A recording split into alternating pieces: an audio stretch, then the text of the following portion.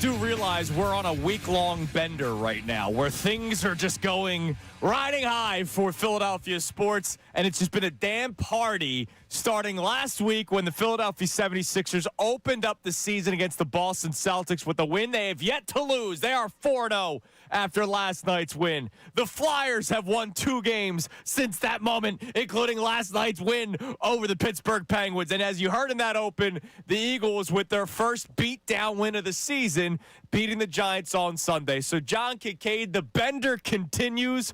It is a 1-week-long party, and hopefully that doesn't end anytime soon. Good morning. I love your enthusiasm for it. It doesn't make up for the terrorist week, which we had, which was the awful, awful week where we saw the 2 Eagles losses, the Phillies collapse, and everything. Well, that's why we needed to go on a bender to make ourselves feel better. Yeah, this is a cleanse the timeline week. This is one of those ones where maybe, look, get everybody excited about winter sports, which is fun, and the 2 winter sports teams are doing their part. How about this? We deserve it. We deserve it.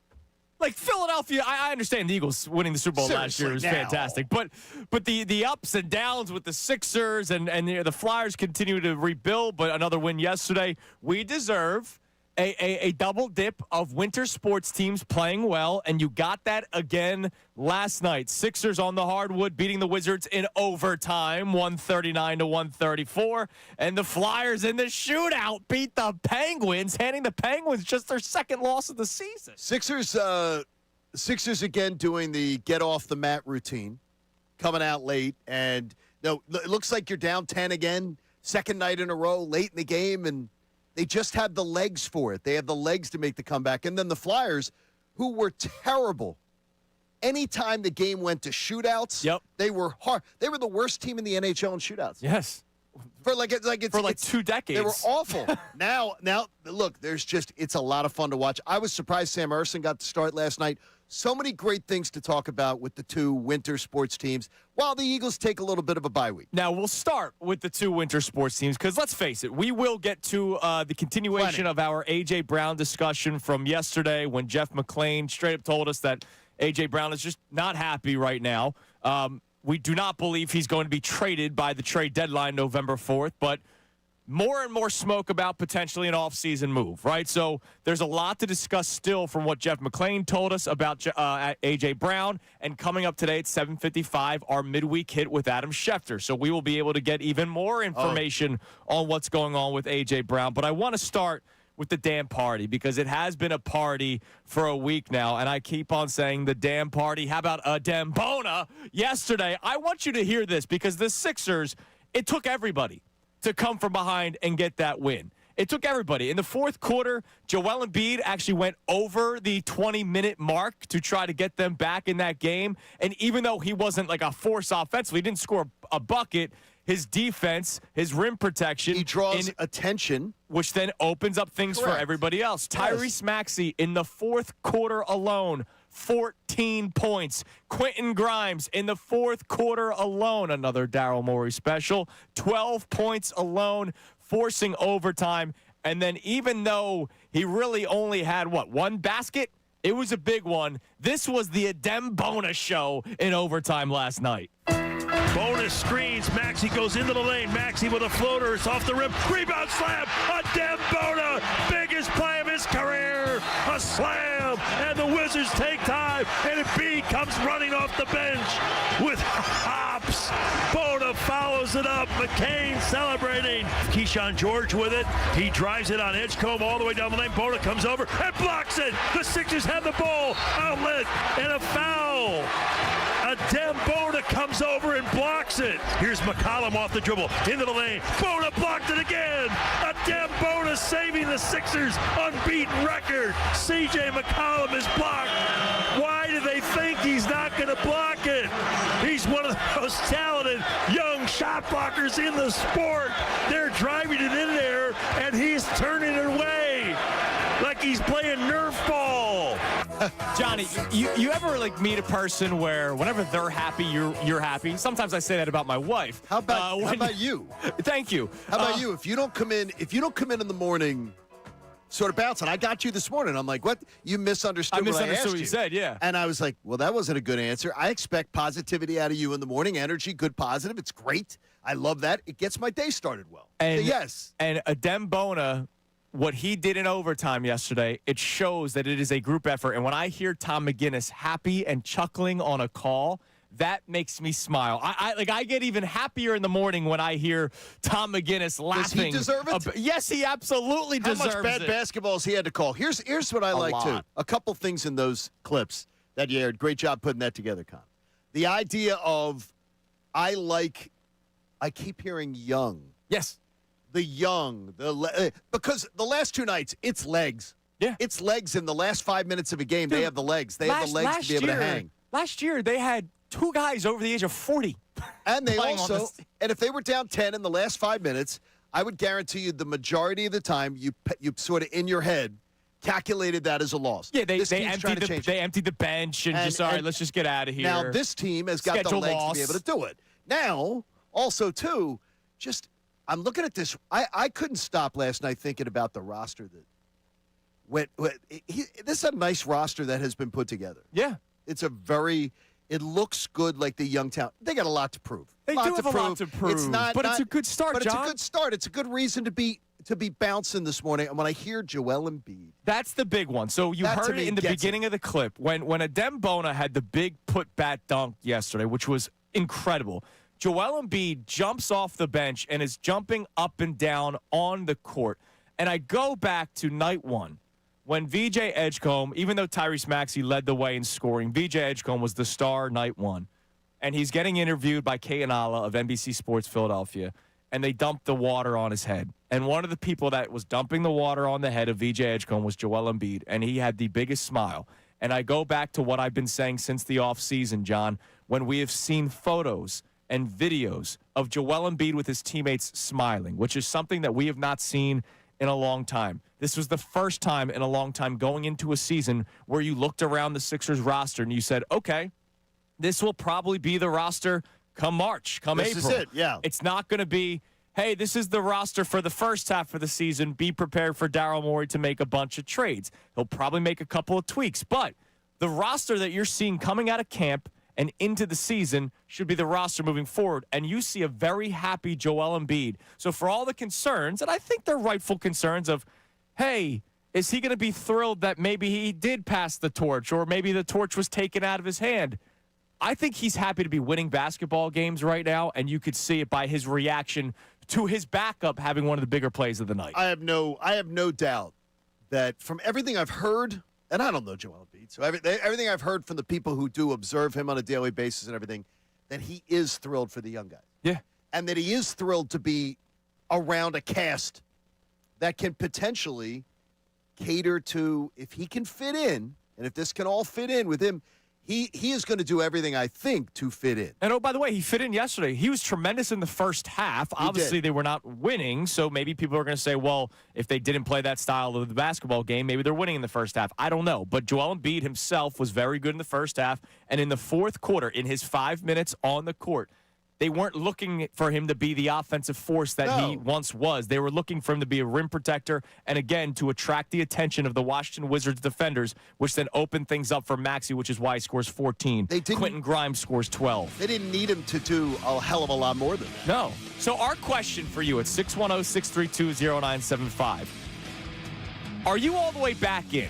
And I'm not asking for you to be back in like championship expectations. No, those are like, I don't want those. Right. I almost don't want those all season. Okay. Are you just back in where you're like, all right, this is nightly viewing. If I have nothing going on, the Sixers are on. Or if it's a weekend, I'm going to sort of make plans to watch the game with buddies.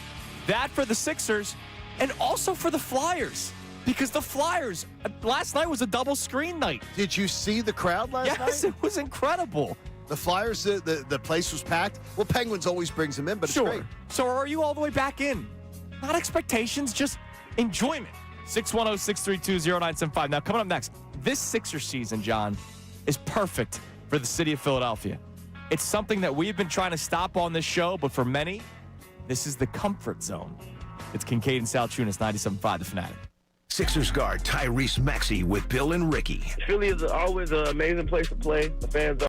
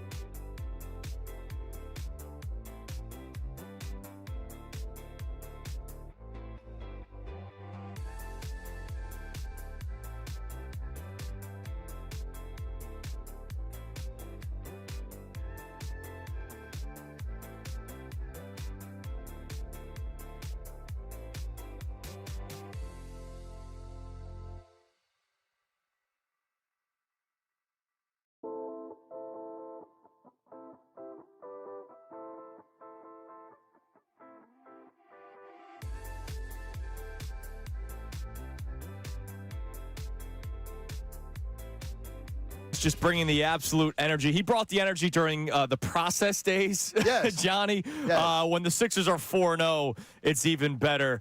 Just kind of scanning through our YouTube chat a little bit. The vibes being high is being mentioned a lot, which we will get into later on in the show. But also a question about the Sixers black uniforms and when they get debuted. Isn't it Friday or not? November 8th. So it's November 8th against the Raptors. They actually are doing it back-to-back nights, so Embiid will be in one of those. Are they doing November it with 8th against the Raptors, 9th against the Pistons. Well, that's the big night, too, isn't it? There's something going on that night. I believe they're doing something. Because that honors the playoff series as well. I think they're doing something that night, so it's good. So we'll be all over. So November 8th, I mean, think about it.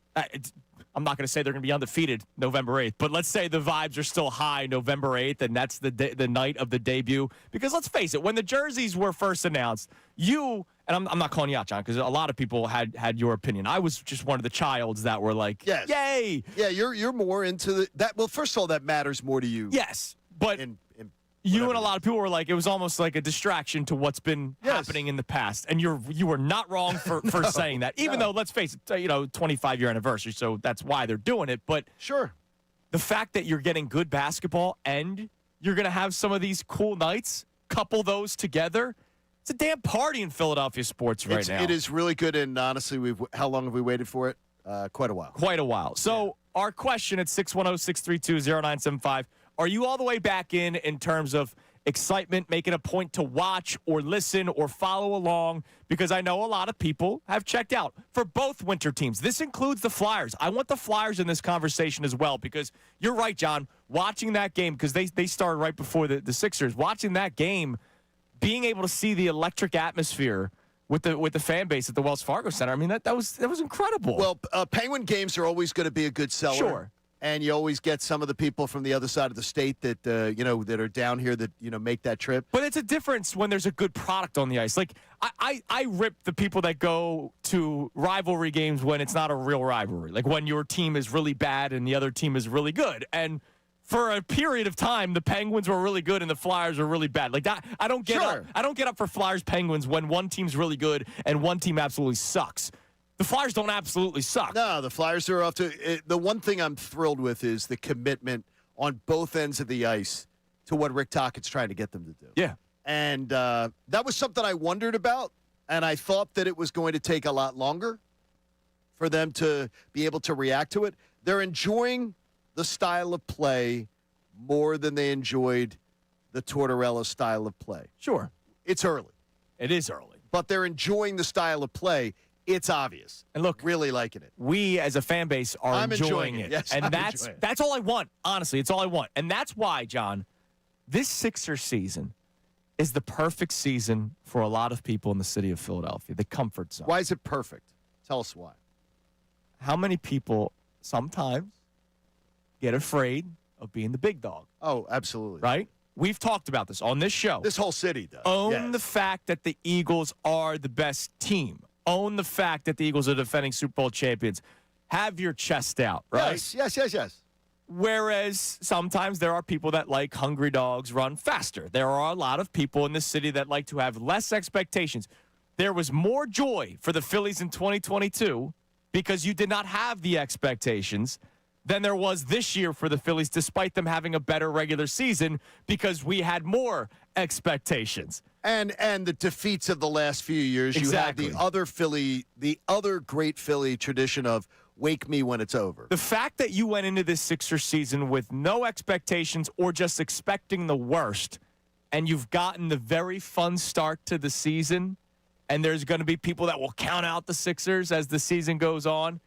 This is a comfort zone season for the Philadelphia fan base when it comes to the 76ers. I said your enthusiasm and Connor's enthusiasm got to me the month leading up to the season.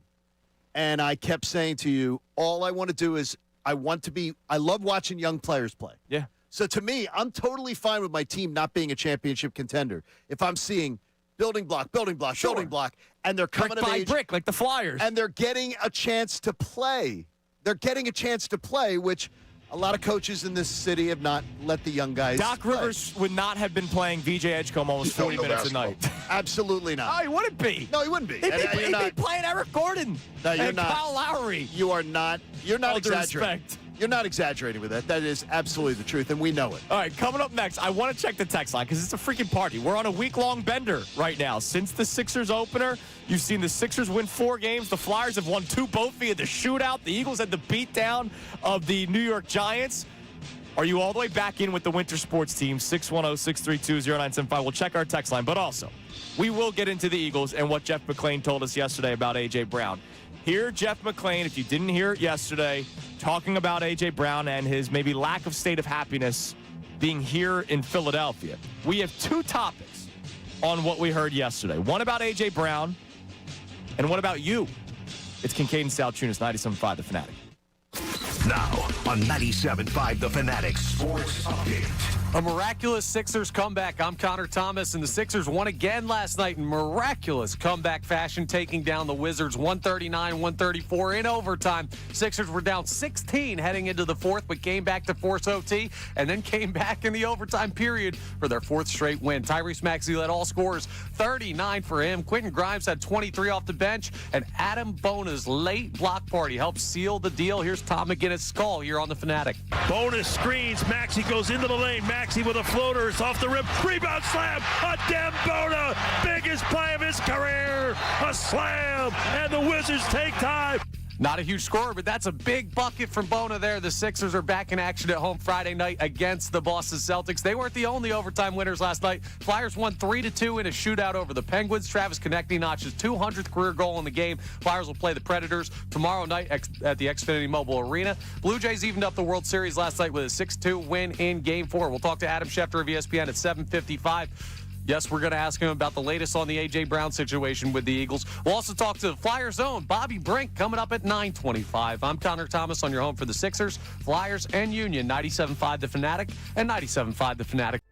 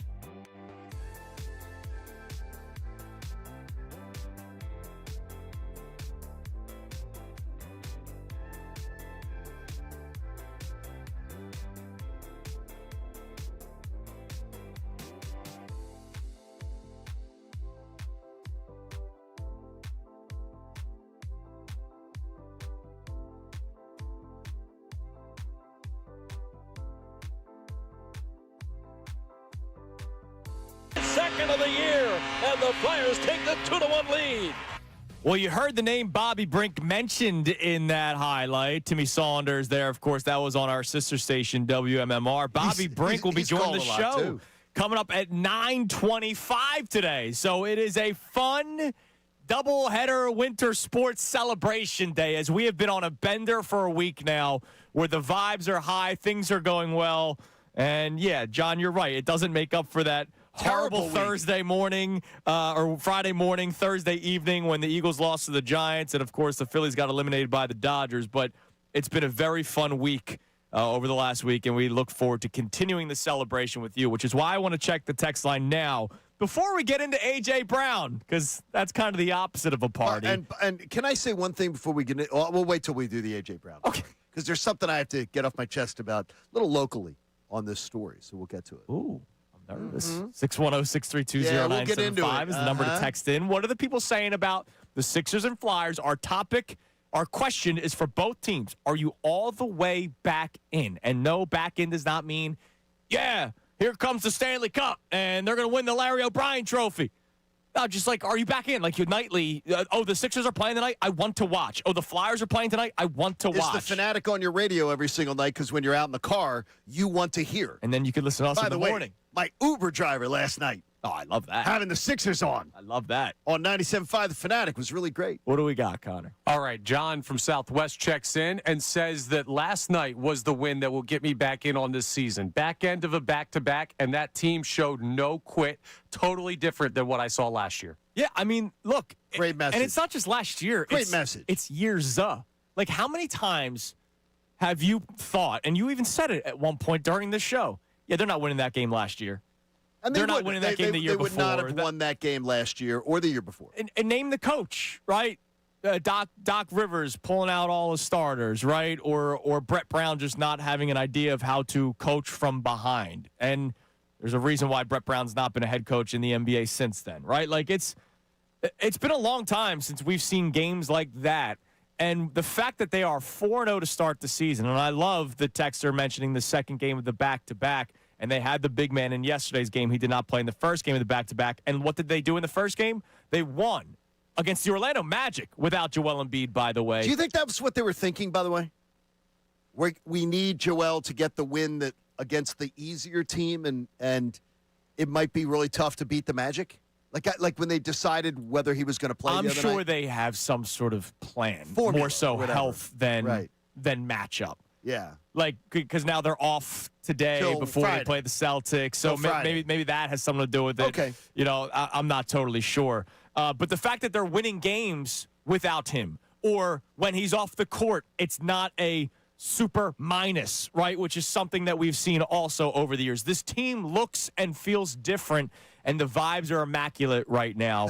And I want to continue celebrating that at 610-632-0975. Whether you text in or call in, we're here for you. We want this party to freaking continue. I don't want the bender to end, except for the screeching halt right now because of A.J. Brown.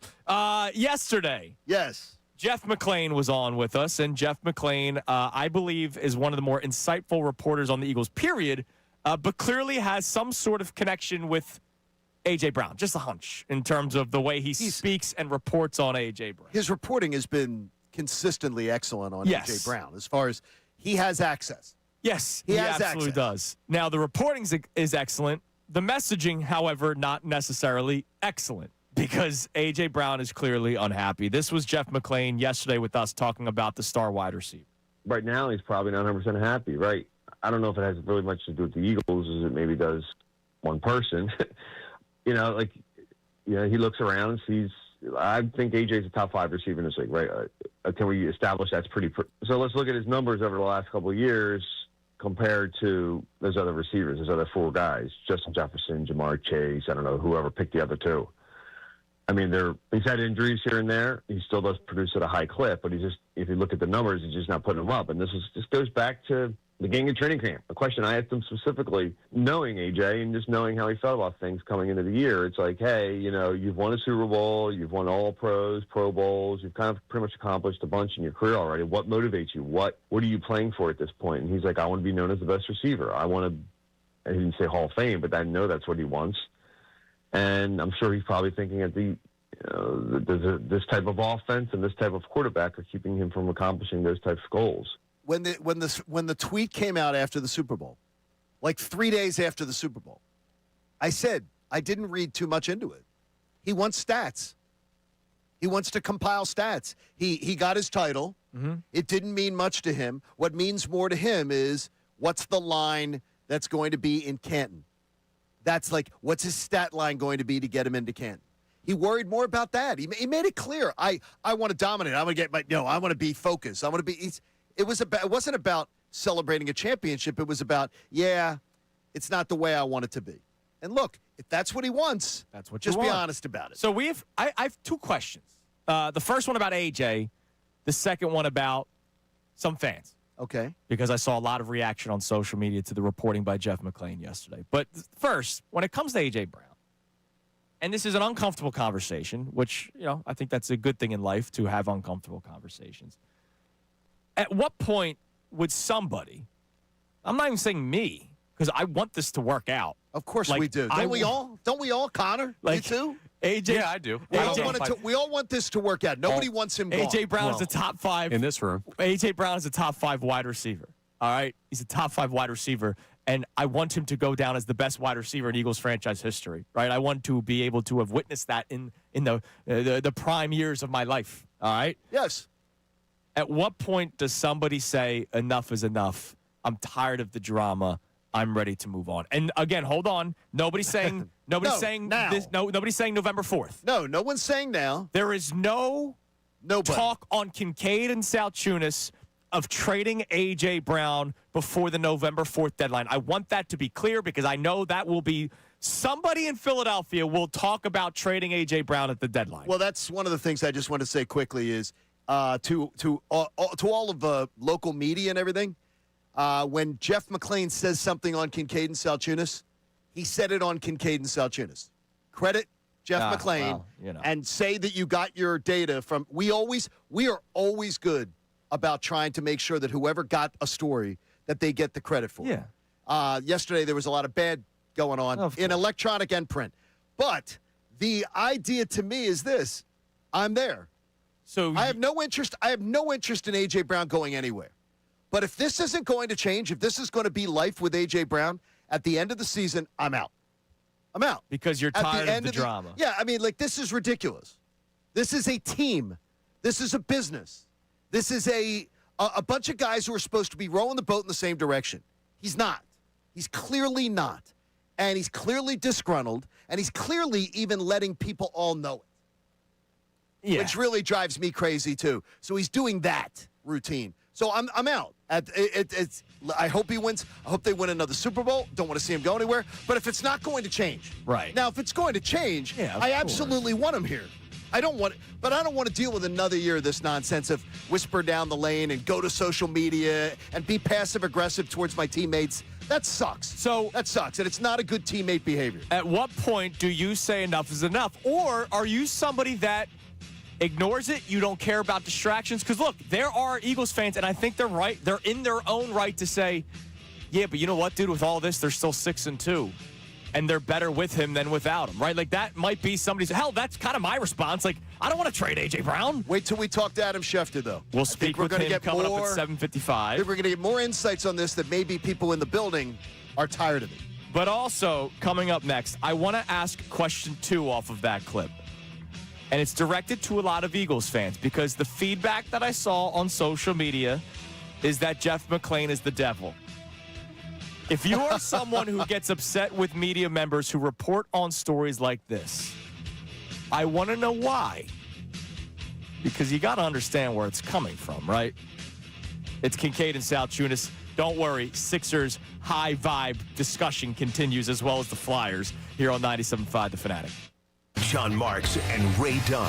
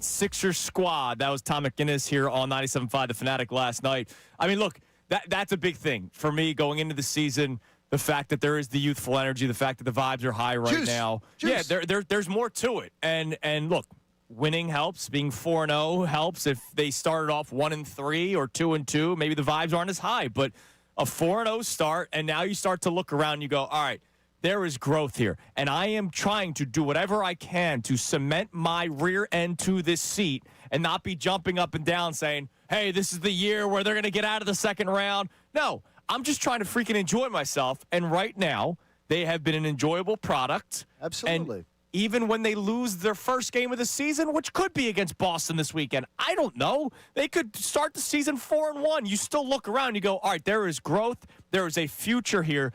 And the concerns that I have always had, John, about the day Joel Embiid is no longer on the Sixers, I'm terrified of that day. I'm seeing players where I can go, all right, that's at least something that you can build off of and fall back on if that day were to come sometime soon. I saw our own Dylan McKinnon putting out a tweet saying, like, look at the numbers that Embiid did last night. Yeah. That puts my mind at ease on how does it all fit. He was tremendous last night. Like, that was tremendous. And I love that they extended him, too. They extended the minutes. Yeah. So they didn't just say, okay, this is a game that hangs in the balance and we don't care that much about it. I think Nick Nurse cares about the early season momentum. Yeah, they pushed him. They pushed him 3 minutes over, and he wasn't. He seemed to be enjoying every minute of it. When he walked off the court in the third quarter, he was around the 18-minute mark. I thought his night was done. So you thought it was over? I thought they're not going to. They're losing. They're going to throw him back out there. I think Tom thought it too. And when he went back out there in the fourth quarter and played almost 5 minutes, I said, "Okay, let's go. Let's take another win." And a 4-0 start is why it's such a damn party right now. Unfortunately, the party does not just continue because we have A.J. Brown stuff as well to talk about. By the way, shout out to the Union as well. They're part of the Bender. Good job, They Union. had the big shootout win over the weekend. So the second match is tonight? Yes. Is it tonight? Yep. Okay. So week-long Bender. It is. Philadelphia sports Let's right now. keep it going. But the A.J. Brown discussion. So a couple of immediate responses on the YouTube chat to what you mentioned at the end of this season. If it doesn't get fixed, enough is enough. If this doesn't stop, I'm not only believing that I'm done, because who gives a damn what I think? It's what the Eagles think. And I think the Eagles will be done with it. And I think that Adam Schefter will confirm that today when he joins us, that if this doesn't change, there will be a divorce in the offseason, because you cannot have one guy causing just mayhem around the team with just the other guys in the team having to deal with this. Yeah. Or putting the front office doesn't want to deal with it. So a couple of responses and corrections. Second Union game is on Saturday. Oh, it's Saturday. I'm sorry. Scott McMullen. Everything John just said is 100%. It won't work. If it doesn't work beyond this season, see you, dude. Now, Dave says, well, the day A.J. Brown does sit-ups in his driveway instead of being in a practice, that would be the moment he's done. I don't know, because you know what? The Eagles are never going to let it come to that. The Eagles are never going to let this become a three-ring circus. Right. You know how he moves? He moves stealth. Yeah. I mean, the Wentz trade, I was not here the day it went down. I was on the air. Tell me, because it was like a 1 in the afternoon, wasn't it? It was a Saturday or Sunday, whatever. No, it was a weekday. No, Saturday. Was Trust me, it really? I was on the air. The Wentz trade? They weren't giving me. I was at a college football game. They weren't giving me midweek shifts yet. And that went on that was on a weekend day? First time I ever spoke to Adam Schefter in my life was oh my gosh. Coach Camille going, hey, they just traded Wentz. I'm like, yeah, I know. I'm talking about it. All right, No. Schefter's calling on in 5 minutes. The day that they made the trade to trade up to get Wentz. Oh, that yes. they went to the second pick of the draft was a weekday That afternoon. was a weekday. I remember it was a weekday afternoon. I was on the air for that as well. There you go. I was producing Rob Ellis and Harry May. Was that Middays? Because I remember it being Middays, and I remember a lot of big moments when I'm working, man. I remember when the alert came across, and I'm like, holy God, where did this come from? This is like, because he had moved up earlier to 16 or 15 or whatever. And then he had went 13, and then they moved up. And then they moved up again. It was 2. Everybody thought the move to 13 was it. Yeah. And then he does up that. To 2. So that's what Howie Howie does. moves stealth, and I believe that there will be a divorce if this doesn't change. So go Sixers on our YouTube chat. Nobody wants him gone. Grow the F up. AJ, And yes, nobody wants A.J. Brown gone. Nobody wants him gone. I need that to be clear. Nobody wants him gone, the player. It's, are you going to reach a certain point where you're like, all right, enough is enough. I can't take the drama anymore, or do you just ignore it? Now, there's a response that leads me to question number 2. What's that one? Yankee rings on our YouTube chat. Those are old and dusty. The drama is sports media driven.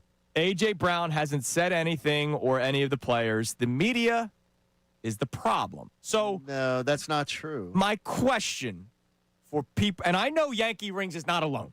All right, I don't act like I'm everybody's best friend. Like I know there's a lot of people that hate listen or they hate the reporters or they hate Reed or whatever. Sure.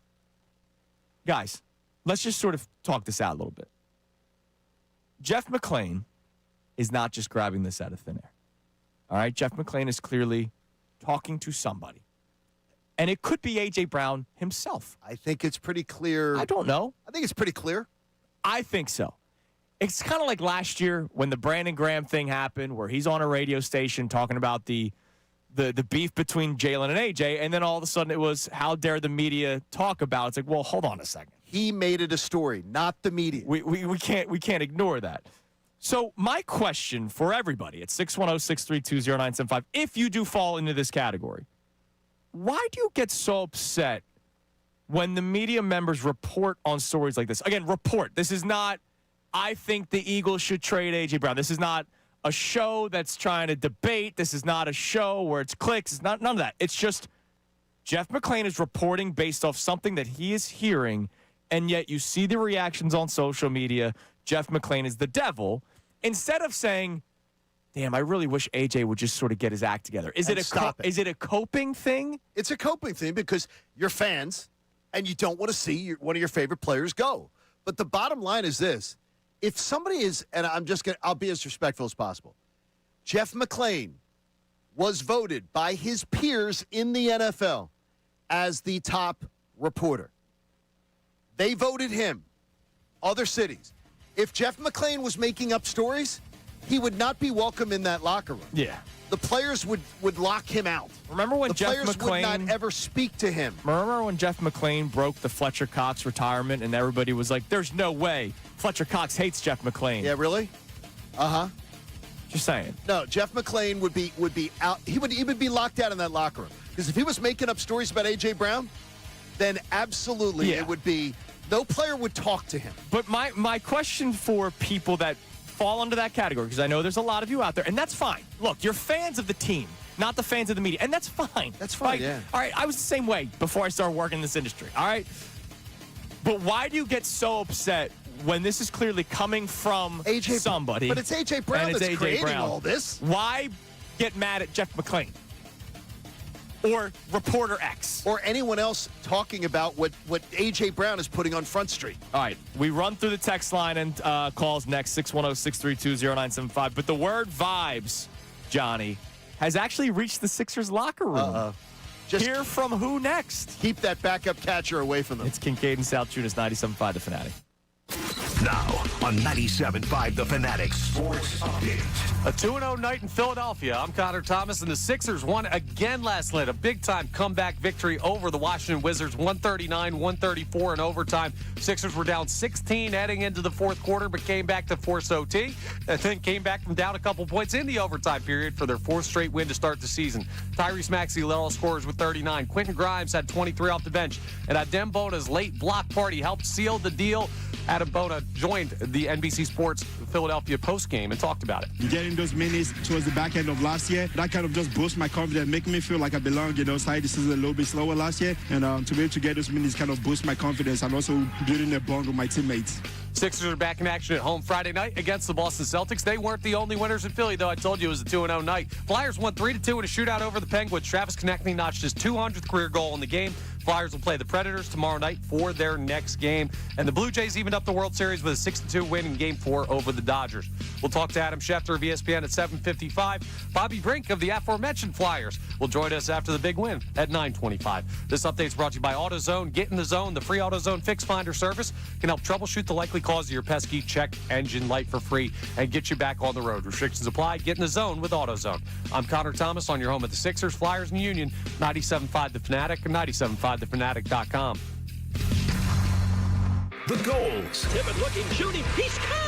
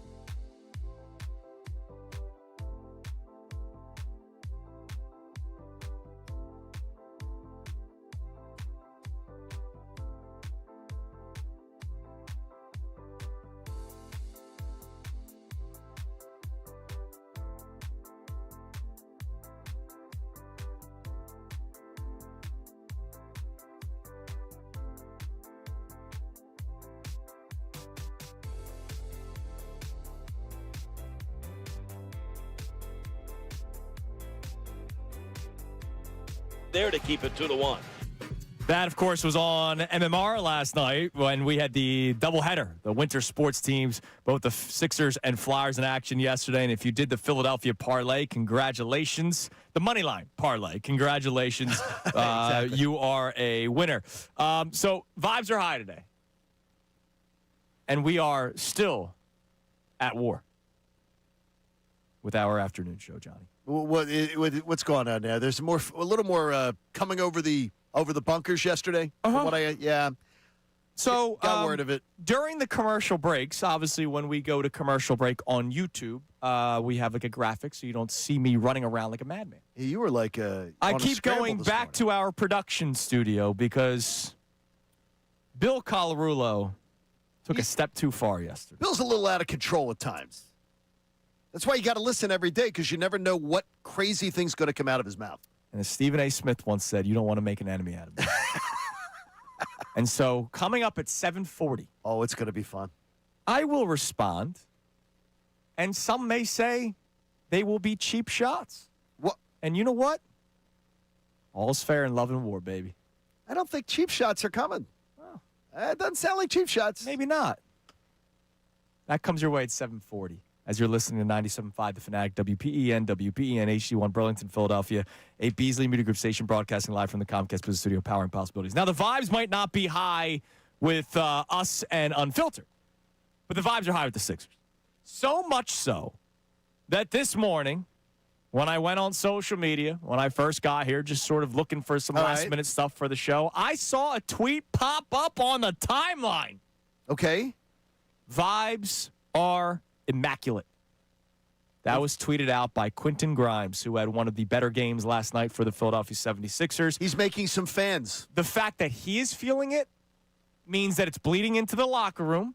And they're 4-0, right? So it's not like it's just the way we are reacting to the team. No. Right. But they get the sense that there's something cooking here, right? Like, not to bring up the Eagles. When the Eagles were 10-1 in 2023, nobody was saying the vibes are immaculate in the Eagles locker room. No. Like, nobody was saying that. So this is a rebirth or it's a passing of the torch. However you want to say it, the fact that the Sixers are sort of back in the good graces of the city of Philadelphia, the fact that the players, seem to be happy, having smiles. We played the clip of Adem Bona, the putback dunk yesterday, and Tom McManus is talking about Joel Embiid's jumping up and down off the bench onto the court. The vibes are immaculate. Those are the right words out of Quentin Grimes, and you're seeing it play out in games. Because everybody, and it just goes to Joel Embiid, a lot of this. If Joel Embiid is happy, it's hard to not find it be infectious. Yeah. When Joel Embiid is smiling and energetic and not mopey Joel, it's energetic. Everybody else feeds off of that. And for the veterans on the team, for the young players on the team to see a veteran so invested in their success, that's a great thing. Yeah. And that's a great credit to Joel Embiid there being so engaged with the success of his peers, the success of the young people. Yep, And absolutely. That's awesome. All right, we'll get to some text messages, but we got a couple people that want to call in and talk about the excitement of the Sixers and also the A.J. Brown drama. And that's what it is. It's drama. It's drama. Let's go to Adam in Upper Perk Valley. What's up, Adam? How you doing? Hey, how's it going? What's up, Adam? So, I was all in 2 days ago, but after last night, that just really cemented it. You know, my young daughter, she just started getting into watching the Sixers.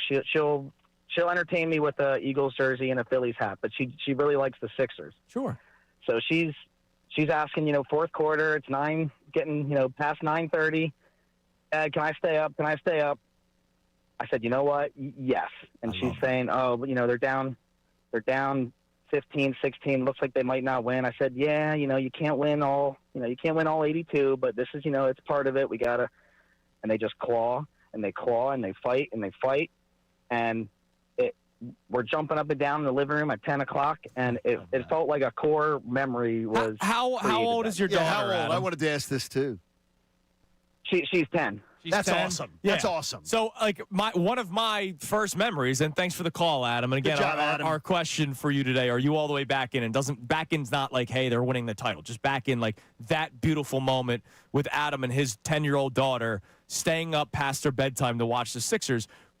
Now, look, I was spoiled that my core memory is the NBA Finals, but I still remember like my dad letting me stay up for all those Sixers-Lakers game, even though they lost in 5. They did. The Bucks series, the Raptors series, the Pacers series, like those are core memories for me, jumping up and down in my living room, just like I can envision my father and I having that moment with the Sixers, and that's basketball is such a beautiful sport and because of how fast it is and how up tempo it is, like for a kid, especially in this society of attention spans being very, very short right now.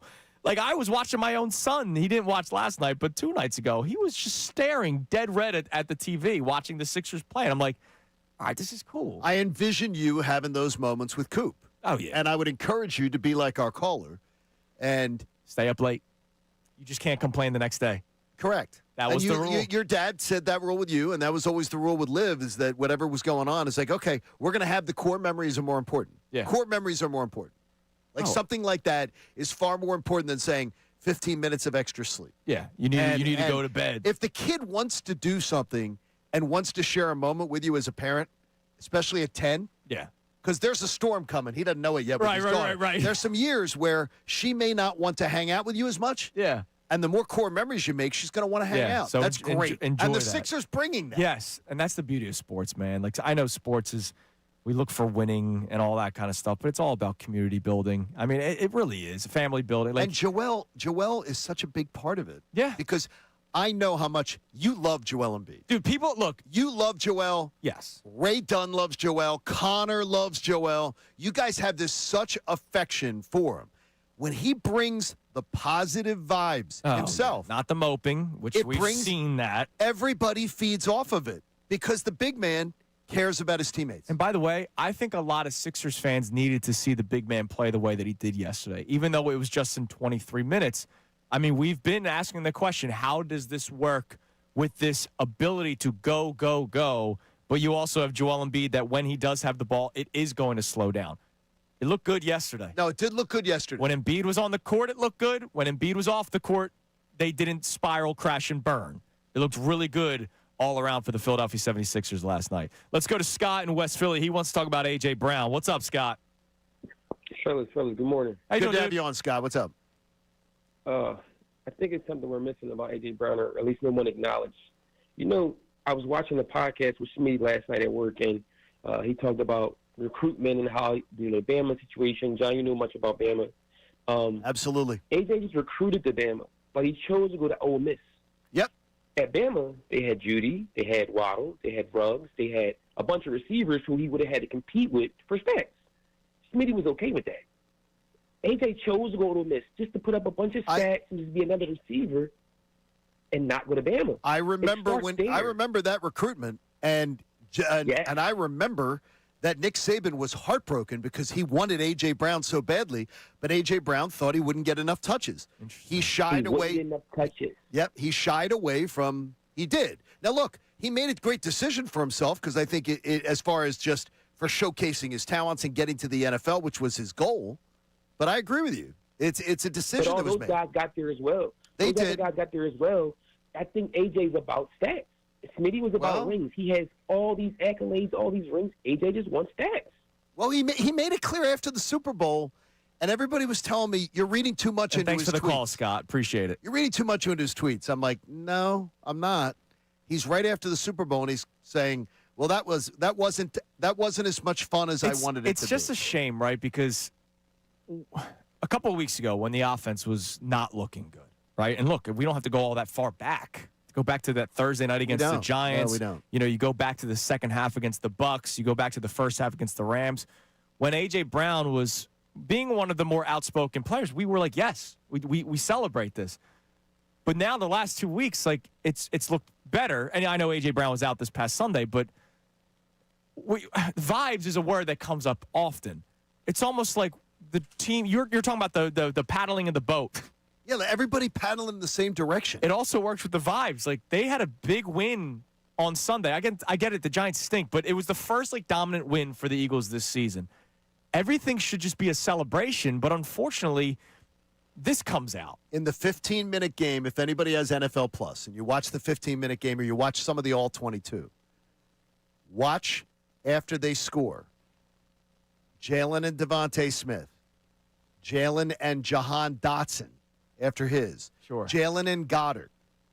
There was clear joy and energy and excitement. And by the way, I saw 3 different times where Jalen Hurts was laughing and smiling on the sideline. Yeah. No, look, Jalen can be a bit of a downer. He can be. Like his face, I'm not satisfied. He was having a blast Sunday. And that's important. Yeah. And that needs to be something that in his career that Jalen gets a little better at. One of our questions with the A.J. Brown situation is why do you get so upset with like a media member like Jeff McClain instead of the person that's clearly letting this out? I saw a response from Mopar in our YouTube chat because you talk about it till we want to puke. Just stop. We can't ignore it. And by the way, I bet you the team's not ignoring it. Just saying. They're not. All right, coming up next, we'll check more of our text messages. Also, I want to ask John and Connor a question that I didn't even put on the show sheet. I just know that it's up here. I want to get their instant reaction. They have no idea what's coming, but it's Sixers related. It's Kincade Salciunas, 97.5 The Fanatic. Whether you're at the job.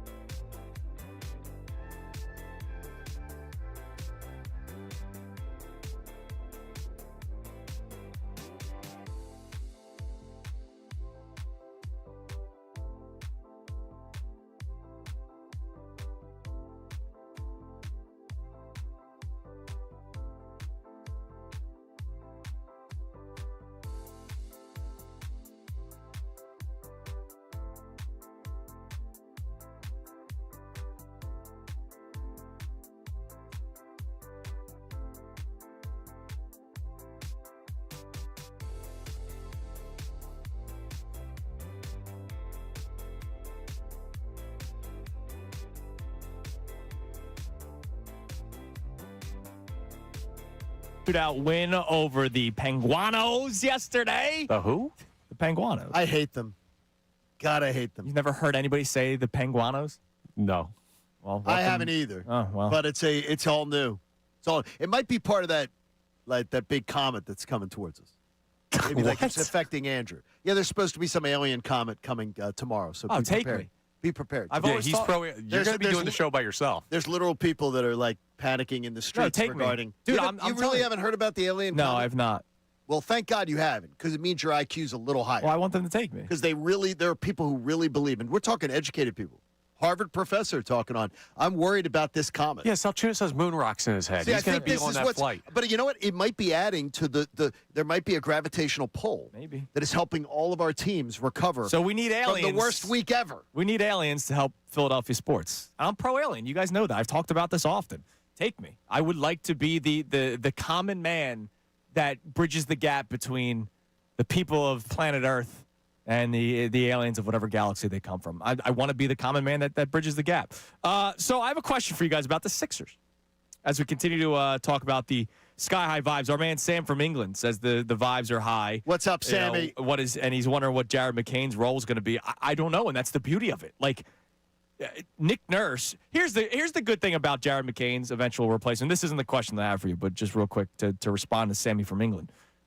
You're not going to be able to have Maxey playing 40 minutes every single night and VJ Edgecombe playing close to 40 minutes every single night. You can't. It's just it would not be fair to those guys every single night to shoulder that load. So Quentin Grimes playing the way that he did yesterday takes VJ Edgecombe off his feet for a little bit. Obviously, going to overtime is why Maxey reaches 47 minutes yesterday. But when McCain comes back, you'll be able to give more breathers for Tyrese Maxey, even though Maxey's still going to end up playing 30-plus minutes. And that's the key, is that there's got to be, like, it's one of the things where I think there's people like, and I respect your eyes very much on this, because the amount of passion you put into the Sixers. I just am trying to figure out how it all fits. You can do a that's three-guard lineup. But that is Nick Nurse's game. I mean, it's Nick Nurse's game. And remember, too, all those back-to-back nights, he's really going to have to go in the lab trying to figure out. But it's incredible what we're seeing so far. Look, last night, I love the energy of it. Joel Embiid out in overtime because of the minutes restrictions. But their overtime five, they did not make any substitutions, was Bona at the 5, Oubre at the 4. You had Grimes, Maxey, and Edgecombe all on the court at the same time. And they did. And I wrote it down. all 5 minutes. And I wrote it down in my notes. Yeah. And was like, okay, so They'll do three-guard lineups. I mean, look. I'm not used to seeing. I guess I'm just not used to seeing it much. You know why you're not used to seeing it here? They haven't had immaculate guard play or wing play. Like, it's for almost our entire lives, right? You had Iverson, right? Right. You've had Tyrese Maxey now. You had Ben, but when Ben went cuckoo, he wouldn't did. attack anymore, right? Like, No, that's a great point. Ben and Fultz was supposed to be what you're getting now. That's a right? great point. Ben and Markelle was supposed to be what you're getting now. Clearly, both guys did not work out. Now you're getting it from Maxey and Edgecombe. And we're not used to seeing a guy coming off the bench. Right? Like, think about it. The Sixers, the last half a decade has been the starting 5 and then the bench sucks. The Sixers don't have that problem right now. Quentin Grimes is coming off the bench right now. That is crazy. That's why right you're now, not used to it, because I'm not. You're not supposed to have been used to it because they haven't had it. And I'm trying to get used to just saying, okay, this is going to be, there are so many creative ways. And just to trust, I don't want to trust the process. Trust Nick Nurse, that Nick Nurse is the guy who figures this all out. Sure. I can't fathom it, how it's all going to work. Not supposed to. But Nick Nurse will be able to fathom it. So I mentioned Paul George. My question, I want your guys' immediate reaction. When you hear the news that Paul George will be making his debut in the 2025 season, your reaction will be what? I'm anxious to watch because of what I just said to you. Okay. I'm anxious because, again, I'm fascinated by Nick Nurse. Okay. Like, I'm fascinated because when they brought him in here, I said, here's a guy who is known as a chess master. Tactician, yeah. And so I wanted, but he didn't have maybe the pieces to be able to do it. So I'm fascinated because I want to see it.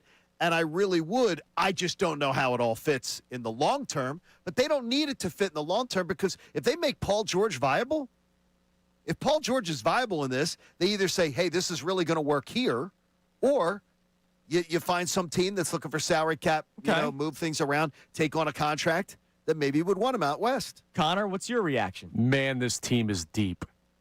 And we haven't seen a deep Sixers team in what feels like decades. To add Paul George pushes, I'm going to be thinking, yes, about getting him back and what a future Hall of Fame guy does to the way other teams are going to have to play defense against you. Whether we believe in him or not, other teams still have respect for Paul George. That is true. And the guys that get pushed to the bench, that you're going to be able to get those. Look, I like Kelly Oubre more than most, but I just don't like him as a starter, right? Like, I like him as a guy that can go out there and just shoot and just score. That's why he gets 1 assist a game, right? Because he just goes out there and fires. But the microwave minutes that you're going to get from these guys that are currently having to start or play 20-plus minutes a game, you got like 17 microwaves. Yeah. Who needs that many microwaves? This is a city that totally overvalued a guy like Mike Scott, even though he had 1 year where he shot the ball very well from they three. did. Absolutely overvalued. That was one guy off the bench. This team has Quentin Grimes that will be coming off the bench, Jared McCain that will be coming off the bench, Kelly Oubre that will be coming off the bench when Paul George comes back. Hopefully, Adem Bona continues to grow into just being that rim protector. You're not asking for him on offense. He made one basket last night, and it was the big one with the putback dunk. The reason why I asked that Paul George question is I saw somebody on social media yesterday say, wow, and just think Paul George will return. And then somebody responded with, I don't want Paul George to return. And I'm just wondering where a lot of people are at. I think there's a lot of people that feel that way, that are just like, what's it going to look like? I think they have the same feeling I do. But I'm more intrigued than I don't want slow plotting. I saw as long as it's not slow and plotting, I'm fine with it. I think I saw Kevin Cooney tweet out like, "Take your time coming back," and I don't think it was a, "Hey, get healthy." I think it was a, take your time, man. I want to see it because I'm curious how it looks. All right. We'll continue to celebrate at 610-632-0975, but we can't let the A.J. Brown conversation go either. I know a lot of you don't care what is being reported about A.J. Brown. You just want to ignore it. Right. But what happens when a Pro Football Hall of Fame quarterback has an opinion on it? You'll hear that next. Also, you'll hear the voice of Bill Colarulo and Ricky Pitalico. Okay. We like them. We listen to them in the afternoons. They once again thought they could take shots in the show and just move on. Oh, boy. It's Kincade Salciunas, 97.5 The Fanatic. Now on 97.5 The Fanatic Sports Update. The Sixers stay undefeated. I'm Connor Thomas, and the Sixers won again last night. And this one was another fourth quarter comeback over the Wizards, 139-134. Came back in overtime, too. Sixers were down 16 heading into the final quarter. And they also came back after forcing overtime, coming back from that. It was a ridiculous win, especially on the back end of a back-to-back. Tyrese Maxey had 39 to lead all scorers. Quentin Grimes had 23 off the bench. And Adem Bona played a big-time role with blocks and also a big-time putback dunk. Bonus screens. Maxey goes into the lane. Maxey with a floater. It's off the rim. Rebound slam. Adem Bona. Biggest play of his career. A slam. And the Wizards take time. A great call by Tom McGinnis here on 97.5 The Fanatic. Sixers are back in action at home Friday night against the Boston Celtics. They weren't the only overtime victory last night in Philly, though. Flyers won 3-2 in a shootout over the Penguins. Travis Konechny notched his 200th career goal in the game. The Flyers will play the Predators tomorrow night for their next match. Blue Jays evened up the World Series last night with a 6-2 win in Game 4 over the Dodgers out in L.A. We'll talk to Adam Schefter coming up at 7:55. Bobby Brink of the Flyers joins us at 9:25. This update's brought to you by Gary Barberas on the Boulevard. Gary Barbera is going to put your rear in a Wrangler, Ram, a Cherokee, even a Grand Cherokee, starting at just $16,666. So push your tush to Barbera. Details at DallasStillSucks.com. I'm Connor Thomas on your own for the Sixers, Flyers, and Union. 97.5 The Fanatic. Attention,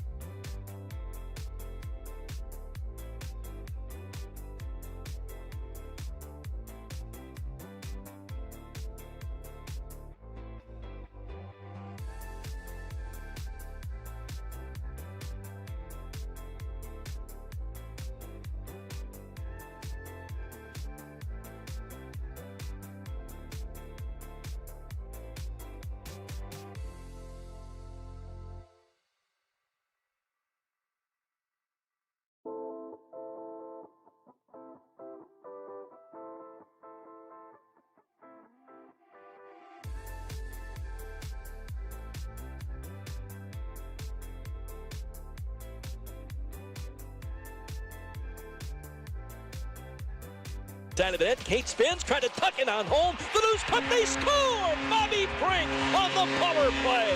After Sheloff stops, Kate Brink pots his third goal of the year. And that new first power play unit strikes again. It's 1-1. And that's been something that's been really important this year, Johnny. And you have mentioned it so often over the years of John Tortorella that the power play was just atrocious. It was rocky. Atrocious. And anybody who's a Flyer fan knows exactly what I'm referring to. It was rocky. And it was rocky.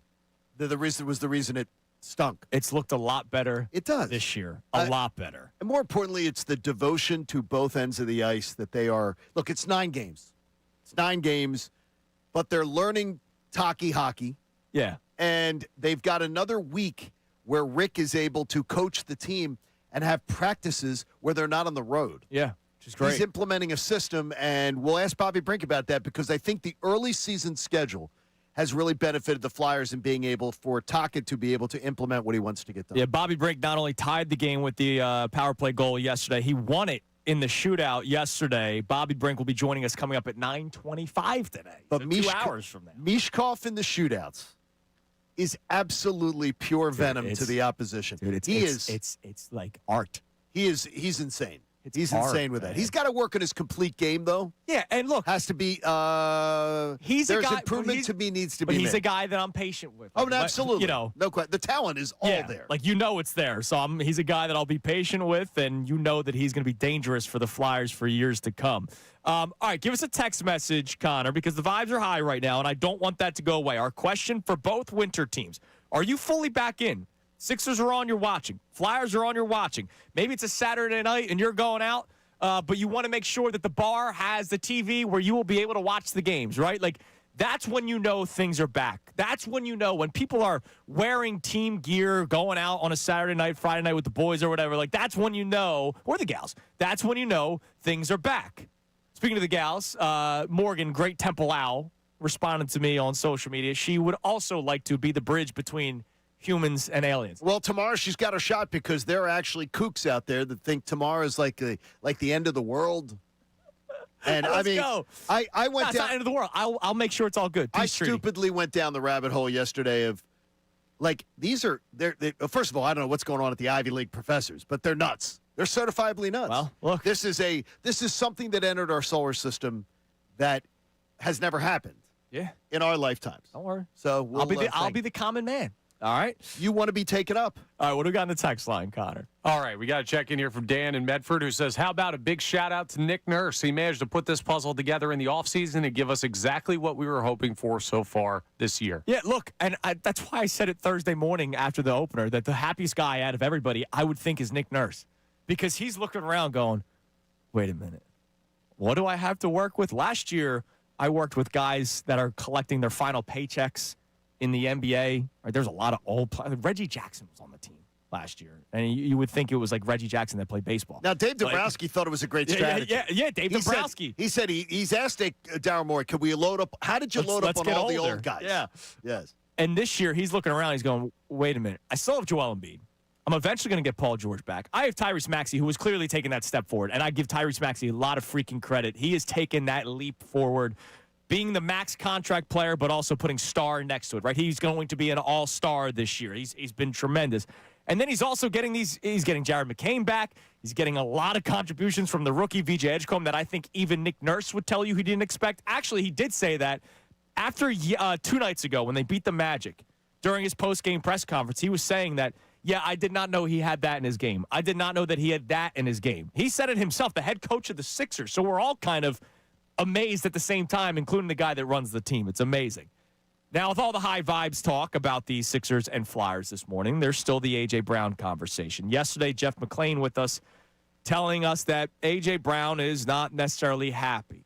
And Jeff McClain's reporting, maybe not necessarily with Philadelphia, but maybe one person, and I think we can all assume who that one person is. Yes, we can. And it's probably the quarterback of the Philadelphia Eagles. There's clearly something going on between those two guys. I heard Johnny Marks yesterday, Middays with Marks. He was doing some digging yesterday, the word disconnect. You've been mentioning that, yes. that term, those sort of same terminologies. And that's weird. That's not hatred. No. There's no hate between the two, but clearly there's something going on. There's just I think it's one guy is completely about whatever it takes for the team to win.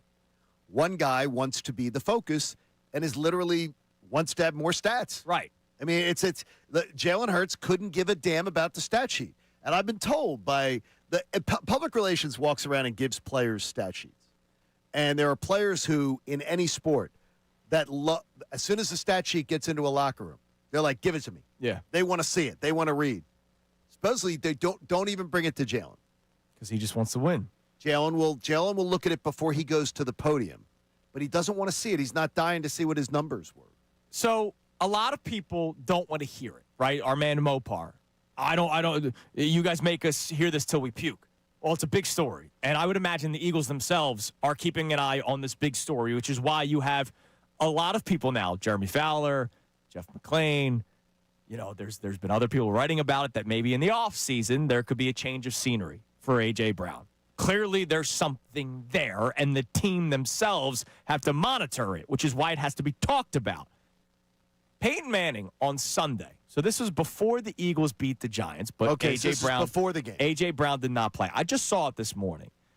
This was Peyton Manning on Sunday NFL Countdown on ESPN trying to give some advice publicly to A.J. Brown. Yeah, I hate what's going on there in Philly. It's not fun to watch. People always ask me, hey, how come Marvin Harrison never complained about not getting the ball? Because I always threw him the ball, Rex. That's why. Right? Let's not even cross that bridge. I hated the fact that A.J. Brown doesn't seem happy, and they're winning football games. I would tell A.J., the grass isn't always greener on the other side. There are certain teams, if he wanted to go play for right now, I can promise you he would not be happy there. The Eagles are 5-2. They won the Super Bowl last year. There's big games for him coming. There's only one ball, Rex. Yep. You can only throw it to one guy on each play. He's not going to have 10 catches for 160 every single week. But if he just stays in there, I can promise you good things are coming. Hopefully he and Jalen can get on the same page. They're too good of a combination. I understand that he's frustrated at times, but I can think of a team that y'all were just addressing earlier in this program. If he wants to go play for them right now and be defeated so far, it's probably not much fun right there in New York. And he's talking about the New York Jets, right? Which is terrible. He could go to the Jets and, Garrett and Wilson's get all the pretty stats. good, but get all the stats you want. Yeah. Nobody's throwing you the ball, though. Or like it's Myles Garrett.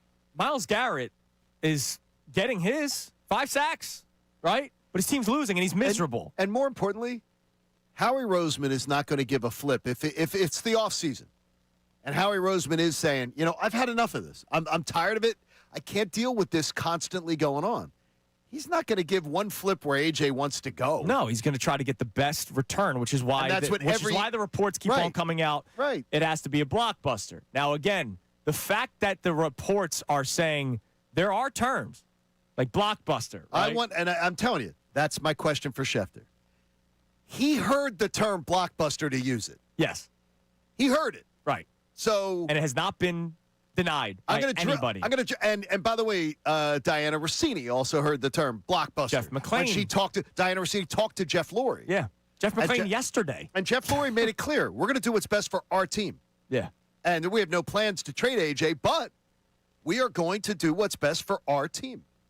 And so we'll get to that. Don't miss Schefter coming up at the top. No, 7:55, Adam Schefter joins us. And again, one of our questions, other than the sky-high vibe conversation with the Sixers and Flyers, when it comes to this A.J. Brown situation, at one point do you say enough is enough? And again, I want to make it clear, nobody is saying to trade A.J. Brown before November 4th. Not on this show. Not on this show. Yeah, not on the show. But after this season ends, if the drama continues, are you going to go into another year worrying about what potential drama could happen? Or do you say, you know what, enough is enough. Thank you for everything that you've done. We wish it didn't go this way, but we just can't deal with this anymore. Can I give you one name, too, by the way, that has come across my text messages this morning? It's just a little nugget on the Phillies. And it came across in a text message. It'll be quick, but I think it's going to interest you. All right. Well, maybe positively, maybe negatively. Well, we'll hear that coming up. But also, coming up next, the war is not ended, apparently. You are going to hear audio from both Bill Colarulo and Ricky Patalico yesterday of Unfiltered. You will hear the clip and how they spoke about us here on Kincade and Salciunas, Johnny. And all I'm saying is I have a lot of ammunition to respond. Be prepared. It's Kincade and Salciunas, 97.5 The Fanatic. Unfiltered with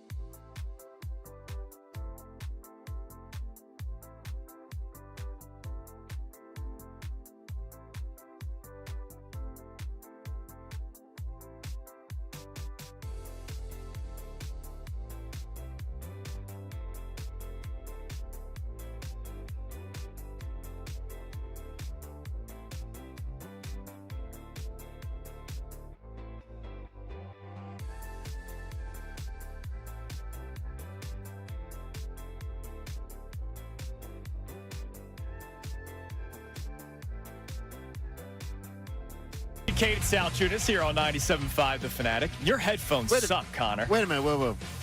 Well, I'm looking across. Connor's in with me, and you're in Connor's seat. That is correct. Because something's cooking. Sometimes the general needs to actually man the ship. All right? Uh-oh. I don't think generals sail. Well, whatever they do. Generals do not sail. I'm here in the producer studio for the first time in 3 years, by the way. It actually feels kind of cool being back here, back in my roots. I hope I'm hitting the right button here, Connor. Let's see. It's a little echoey, but it's okay. Yes, nothing broke. Okay, good. It's okay. So yesterday, I don't know if you guys heard it. I just saw the fallout. Bill Colarulo and Ricky Bottalico went on another rant about us here on Kincade and Salciunas. Interesting. And Dylan McKinnon is involved with this as well because Dylan McKinnon is the man that puts everything out on social media. Ah. John, do you know that they have declared victory over Kincade and Salciunas? Really? On what have they actually declared victory? Well, the tweet said, unfiltered 2-0. In response to this. I don't want to say that we tried to tell you on this show, but we tried to tell you on this show. We have been the most positive show, Ricky, about the 76ers pretty much all offseason leading into this year, so much so that I was ridiculed by our morning show that I woke up one day about 2 months ago, and I had a bunch of texts from people saying, you need to call into the morning show. They're ripping you for saying that the Sixers could have a good season. You sure heard those fanboys this morning. Oh, now they're all fanboys in the morning. Fanboy. But listen, liars. I am not going to gatekeep the Sixers bandwagon. The more the merrier. I understand the frustration over the last few years. I get it. I'm not gatekeeping. I am. But I did have to call in and defend myself, and it's good to see that not only have John and Andrew come on board to the Sixers train, did you hear them giving Kevin Patullo credit this morning? I saw the clip. Oh, my God. You talk about a knockout victory for Unfiltered. Wait a minute. Yeah, before that starts, didn't they get all over you when you said the Sixers are going to be a beast in the Eastern Conference? Yes, I said this summer. Why do you not get a retraction? That I thought that the East was wide open and the Sixers had a legitimate shot, and Kincade and Salciunas ripped me unmercifully. So I remember that show, Johnny. I remember too. That was when Bill Colarulo used the term, I know it's a pipe dream. Yes, and when you say, I know it's a pipe dream, you don't mean what you're saying. Yeah, a pipe dream is crack. Let me know, when's the last time you took advice from somebody that was high on crack? You don't, the minute you say, look, I know it's a pipe dream, but the Sixers could be a beast in the East. You don't believe it. I believe it was Lawrence Taylor who once said famously, kids don't do crack when he was speaking with Bobby Boucher or Whitney, at a football camp. Whitney, crack is whack. Yeah, you don't want to do that. So she never learned. They also took a victory with Kevin Patullo. What? Congratulations for Kevin Patullo having the best game of his play-calling career this past Sunday against the New York Giants. But the previous 7 weeks... Where were their tongues then? Other than just licking the boots of Kevin Patullo. So I have a lot to respond to because the here's taste the must deal. be terrible. If you believe you are 2-0 in any argument or debate with this show, I'm just going to bring up some other things that have been talked about. So, like what? Bill Colarulo, Mr. I've been the voice of positivity for the Sixers and the Eastern Conference, even though he was saying it was a pipe dream. Let me ask you guys. Other than Tyrese Maxey, who has been the team's MVP, who has been the second most important piece to the Sixers' 4-0 start this year? That would be VJ Edgecombe, I would say. Oh, interesting. Yeah, clearly. If they did not have VJ Edgecombe, do you believe they'd be 4-0 right now? No, they absolutely would not. I think I would do it for marketing, though. I know he's coming off of an injury, but he's young. You still have him under contract for a couple years. He's only 28 years old. And I think he's exactly what this team would need that could help them compete now, but also get a little bit younger. If you can get rid of Paul George, you got to include that third overall pick. But if you can get Markkanen, I'm doing it. So that was so Bill he wanted Markkanen, saying he wanted the winner that is Lauri Markkanen. We all know his time in Chicago, multiple championships, much like Michael Jordan. Yeah. And he has been the reason why the Utah Jazz are back on the map. So forget Stockton and Malone. Yeah. You have Lauri Markkanen out in Utah. He is a real winner. That would have changed everything for the Sixers. Yeah, really. I don't think that sounds very. I mean, look, it's. Hopefully Daryl Morey was not listening. Yes, well, clearly afternoon. he wasn't. Now, thankfully, they still had the third overall pick to select VJ Edgecombe. But wait a minute. Edgecombe's not the best shooter right now. Like, he could grow into being a good shooter, and then he comes here for his workout, and all the reports were he didn't do that well. Like, he was a little bit nervous. His shooting was off. Like, he interviewed well, and they liked him. But I see that, and I start to get nervous. Like, I got PTSD from Markelle Fultz forgetting how to shoot. Ooh. Like, VJ Edgecombe comes here for his workout. He doesn't shoot well. He wasn't that great of a shooter in college. I would be reluctant to go that route. That sounds like somebody that did not want to draft VJ Edgecombe. And I believe this show We did. Yeah, we did. And Amy Fadul, we even had the little back and forth with Amy because she had a little affection for a Texas player. Yeah, the kid from Texas, which you could have traded. You could have traded back for. And I was fine with that idea. But we wanted Edgecombe, so I'm glad to see that Bill and Ricky have taped their ankles. Now, hold on and a are second. climbing on that You bandwagon. mentioned Now, Ricky. Also, I feel like a little bit of a human shield in your seat for this segment, but I will just say I wanted Ace Bailey, not VJ Edgecombe. I will be on the wrong side of that conversation. No, the that's thing is, fine. though, but you wanted Ace Bailey in the thinking, though, that Joel Embiid was – you were worried about what Joel Embiid was going to be in the future. Yeah, I thought he was a better long-term fit for what they right, needed exactly. after. Now, you had a reason. You mentioned Ricky, and Ricky saying, "Oh, I'll gatekeep." Really? And Bill said, "We," right? We means he, Ricky, and Silvana. And when Andrew DeCecco was on that show as well, we means a collective. Well, wait a minute. I found this debate from over the summer. I think there's a lot of things that have to change. I'm not saying that. Stop right there. Stop right there. Then what makes you think that this team could turn it around? They're just waiting. We've been waiting. They said we were getting an update 6 weeks after his surgery. Have we gotten one update? No, they're being look. I But get why? it. But why? You see what I mean? This is why I don't have your side. Listen, I said I'm on an island. I'm just telling you, I'm not thrilled with them. I'm not thrilled how the season went last year. It went from a very promising season to garbage really quick. So that didn't sound like somebody that was very confident Ricky's that the the Sixers would gatekeeper? play well, and he's the gatekeeper. Wait a minute. He straight up said he's not on the same page as Bill Colarulo in that clip. Connor, I'm convinced of something here in these clips, and Andrew, this is great work. I'm convinced that we all three who love listening to Unfiltered in the afternoon, we enjoy listening to their show more than they do because they're not listening to what they're even's coming out of their mouths. You mean something like this? Got to say the Phillies win the World Series. I think this is the year. The lights aren't going to be too bright for them. I don't know, man. I'm feeling good. You've convinced me, Ricky. I think this team is going to the World Series. Oh, I'm sorry. I didn't mean to play that one. That one. Yeah, you missed that one? That was a fat finger. But the last one, the most damning of them all, for somebody like Bill Colarulo, who is so confident that Kevin Petullo will continue to be this masterful offensive coordinator. And you know what? I hope that he is right because we are a show of accountability. We like when we're wrong if it's a negative opinion about the Philadelphia sports teams. If he's so confident, then why did he say this? Philadelphia Eagles win in Week 18, Lincoln Financial Field, improving their record to 11-6. And here's the problem. I'm just not sure 11-6 wins the division. And I still have the Philadelphia Eagles. I think they will get back to the Super Bowl this season, but they may have to do it as a wild card team. Commanders because Bill. I think the Commanders may win the division. Wait a minute. It's Commanders Bill. So Commander Colarulo needs to take ownership of this because it was clear. He predicted the Eagles to be a wild card and to not win the division. And he even told me over and over that I was underestimating how good the Commanders were. And who told you the Commanders were going to suck this year? Kincade and Salciunas. Thank now, you. look. Thank you. I'm going to pull my 8 Mile Eminem moment here. Oh, here we go. You know, bleep it, I'll go a cappella. Bleep a pocket, Papa Doc, you name it. You can say that Andrew Salciunas predicted the Mets to win the division after the trade deadline. Oh, they're going to get you. You can say that Andrew Salciunas wanted Nick Sirianni fired after the historic collapse in 2023. That's true. If you want to go way back to 2019 when I said Howie Roseman is suffering from the smartest man in the room syndrome and that needs to change, you can bring all of these things up. I don't run from it. You know what? You brought them up on this show frequently. It just because seems, we do that on this show. We tell you when we get it wrong. It seems like some people don't want to tell you when they're wrong, and they just want to claim victories, even if some of them are premature. We enjoy listening to Unfiltered every afternoon, as many of our listeners do. Just a reminder that it's when you do a show, you can listen to actually what you say and then hold yourself accountable to what you said. It's not hard. Great job, though.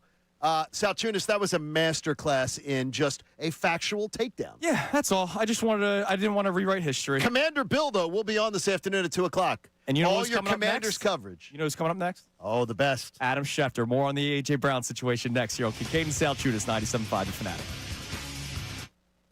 Now on 97.5 The Fanatic Sports Update. Another comeback win for the Sixers. I'm Connor Thomas, and Andrew Salciunas messed my whole studio up. The Sixers won again last night in miraculous comeback fashion, taking down the Wizards 139-134 in overtime. Sixers were down 16 heading into the fourth, but came back to force overtime, and then came back in that overtime period for their fourth straight win. Tyrese Maxey led all scorers with 39. Quentin Grimes had 23 off the bench, and Adem Bona's late block party helped seal the deal, and he talked after the game about the experience he gained from playing a lot last year. getting those minutes towards the back end of last year, that kind of just boosts my confidence, making me feel like I belong. Started this season a little bit slower last year, and to be able to get those minutes kind of boosts my confidence and also building a bond with my teammates. That audio courtesy of NBC Sports Philadelphia. Sixers are back in action at home Friday night against Boston. They weren't the only overtime winners last night. Flyers won 3-2 in a shootout over the Penguins. Travis Konechny had his 200th career goal in the game. Flyers will welcome the Predators tomorrow night for their next game. Blue Jays even up the World Series with a 6-2 win over the Dodgers in Game 4 last night. We'll talk to Adam Schefter coming up next. Bobby Brink of the Flyers joins us at 9:25. This update's brought to you by AutoZone. Get in the zone. The free AutoZone Fix Finder service can help troubleshoot the likely cause of your pesky check engine light for free and get you back on the road. Restrictions apply. Get in the zone with AutoZone. I'm Connor Thomas on your home of the Sixers, Flyers, and Union, 97.5 The Fanatic and 97.5thefanatic.com.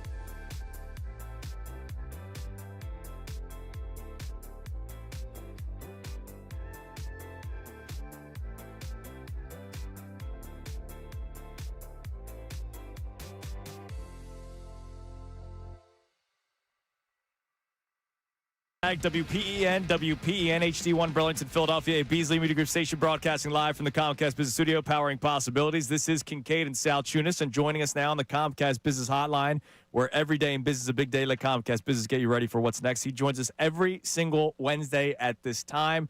And even though the vibes are sky high right now with the Sixers and the Flyers. His Sixers, by the way. Yes, his Sixers. Hell, the Owls and the Union as well. And look, the Eagles as a team, vibes are sky high after their most dominant win of the season this past Sunday. But unfortunately, every day it's a soap opera in the NFL. Adam Schefter joins us. Shefty, good morning. How are we doing today?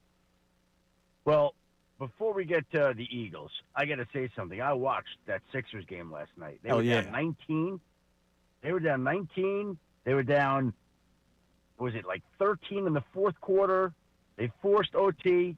And my guys, Tyrese Maxey and VJ Edgecombe got it done. My guys got it done.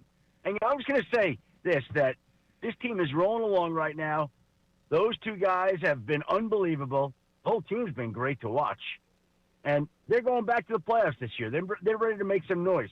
Adam, damn right, Adam, man. if we put together work with your calendar, you coming down to a Sixers game with us? We get the Sixers, get us set up, get down there. You come watch a game with us?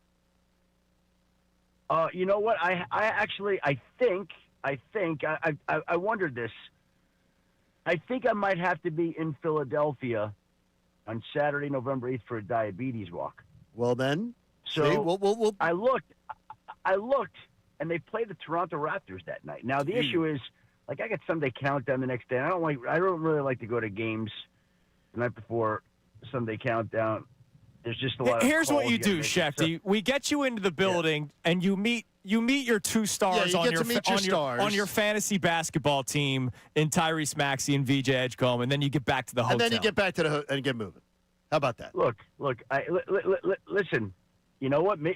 That's not a bad idea, actually. Like, maybe I stick around, go to like the warm-ups and everything. Yeah, shoot around. And then I leave. Okay, we're gonna work on this offline. Yeah, we'll make this happen. You do enough for us. We should try to help you out every once in a while. Listen, we got to call Dave Schaller. We call Bob Myers. Bob Myers, my former colleague. That's right. Yeah, you got the in from the ESPN days Absolutely. as well.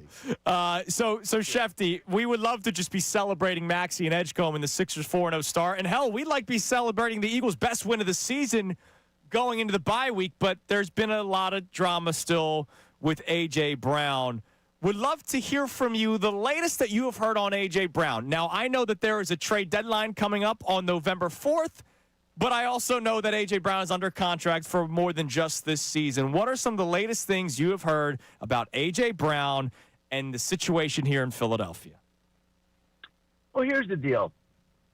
Let's, for argument's sake, let's just say if they traded A.J. Brown, I'm asking you guys a random hypothetical question. They traded A.J. Brown in the next week. What do you think they would get back in return for him? Draft picks. Maybe a second and a conditional third. Okay, fine. So if that is the price that you just made up, a second and a conditional third, and I don't know what it would be, why would you trade A.J. Brown now for a second and a conditional third when you could get the second and the conditional third in February or March? Or more than that when you get more teams at the table, during an offseason as they rework their rosters. We are absolutely anti doing anything that involves trading A.J. Brown. I do not expect them to trade A.J. Brown by the trade deadline. I just don't think it's going to happen. Now, again, will that topic and situation be revisited during the offseason? Of course. But this is a team that is in the market of acquiring elite players, not trading elite players. This is a team that is trying to repeat and has designs on an extended postseason run, not leaving early. This is a team that wants all the talent it could have. A.J. Brown's incredible. And so I just don't see him being traded by the deadline. Now, again, it's the NFL. So that's the caveat that you put out there. Anything always can happen. Who knows? But some team would have to step up with some kind of gargantuan offer. That's just not happening. It's not going to happen. When you used the words the other day that a blockbuster deal could potentially get the Eagles interested, that if their blockbuster came across it, were you speaking philosophically? Well, go on.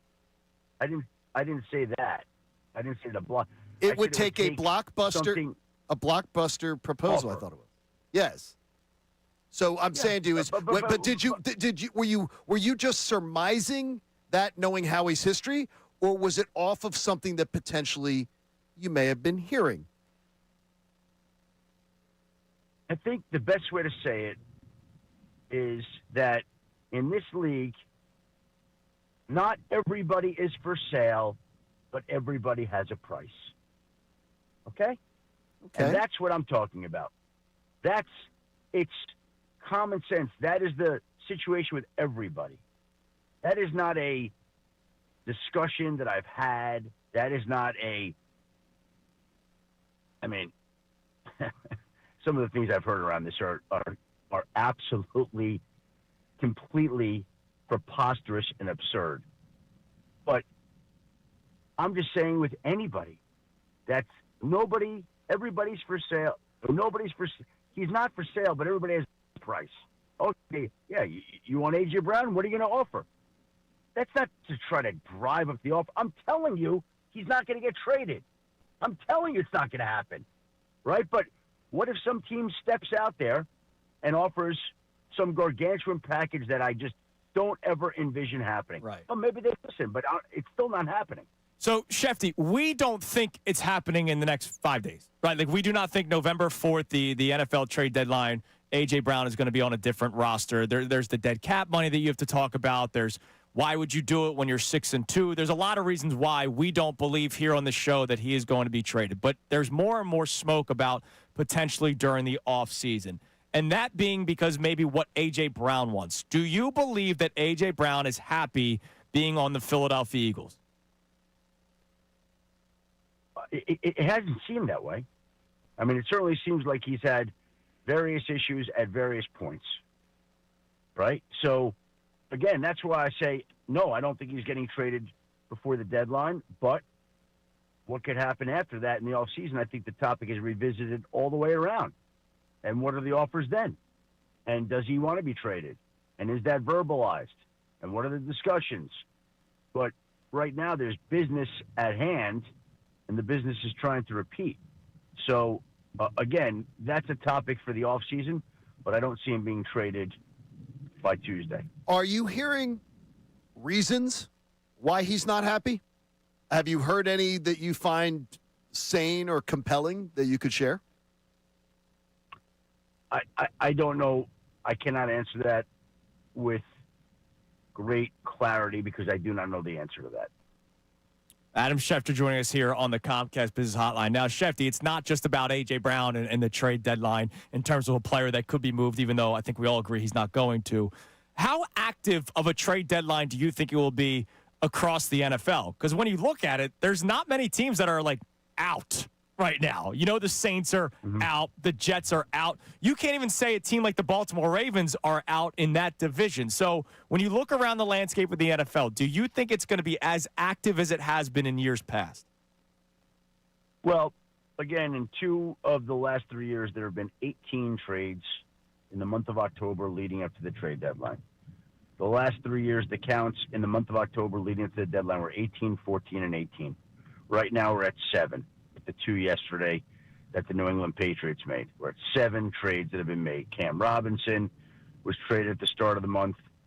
Joe Flacco, Odafe Owe from Baltimore to the Chargers for safety. There were the cornerback exchanges from Jacksonville and Cleveland. There were the 2 Patriot trades yesterday.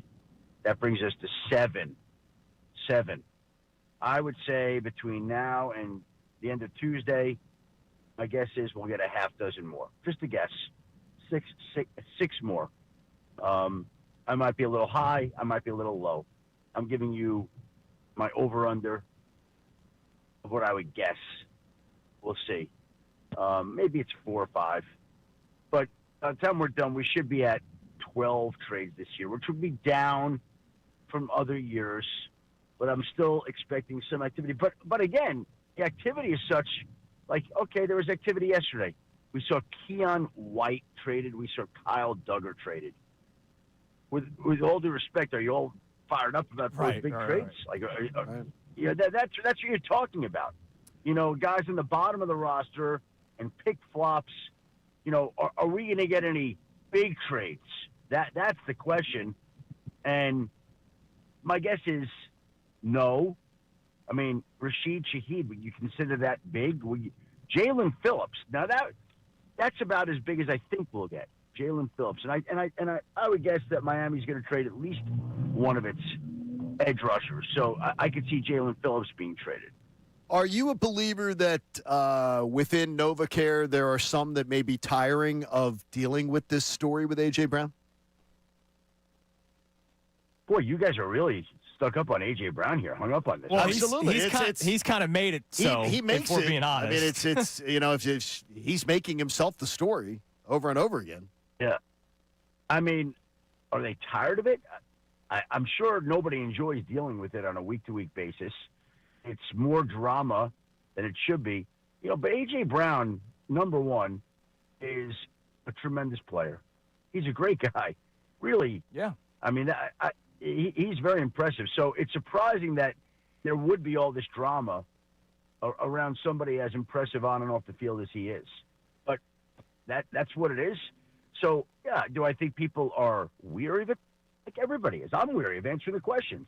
But that's what comes along with it sometimes with great wide receivers. And you know, you try to make the best of it right now, and then you revisit in the offseason when everybody can sit down and figure out what they all want to do. Shefty, listen, man, we know you're always busy, but, of course, this next week with the trade deadline looming on November 4th, we know that the phone will be buzzing. So thanks as always, man. We appreciate the time, Adam. and we'll talk to you next week reacting to the NFL trade deadline.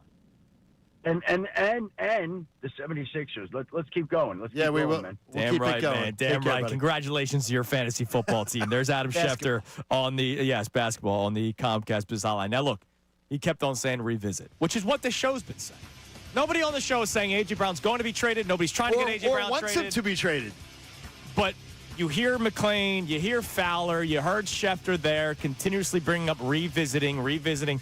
He's telling you they're not going to trade him at the trade deadline. No, he did not leave that. He definitively said they are not trading him. But if this continues, you know, it may happen. I saw one of our YouTube commenters, Yo Dude, checks in saying, I'm telling you, AJ's going to be a model citizen moving forward. He just saw the Eagles win without him. He 100% thought he was the cog that moves the machine. Good luck with that. All right, coming up next. I understand the thought, but good luck with it. I have a question off of A.J. Brown. Oh, wait, no. Come up next, today's headlines. My bad. Connor Thomas comes your way next here on 97.5 The Fanatic. Philadelphia.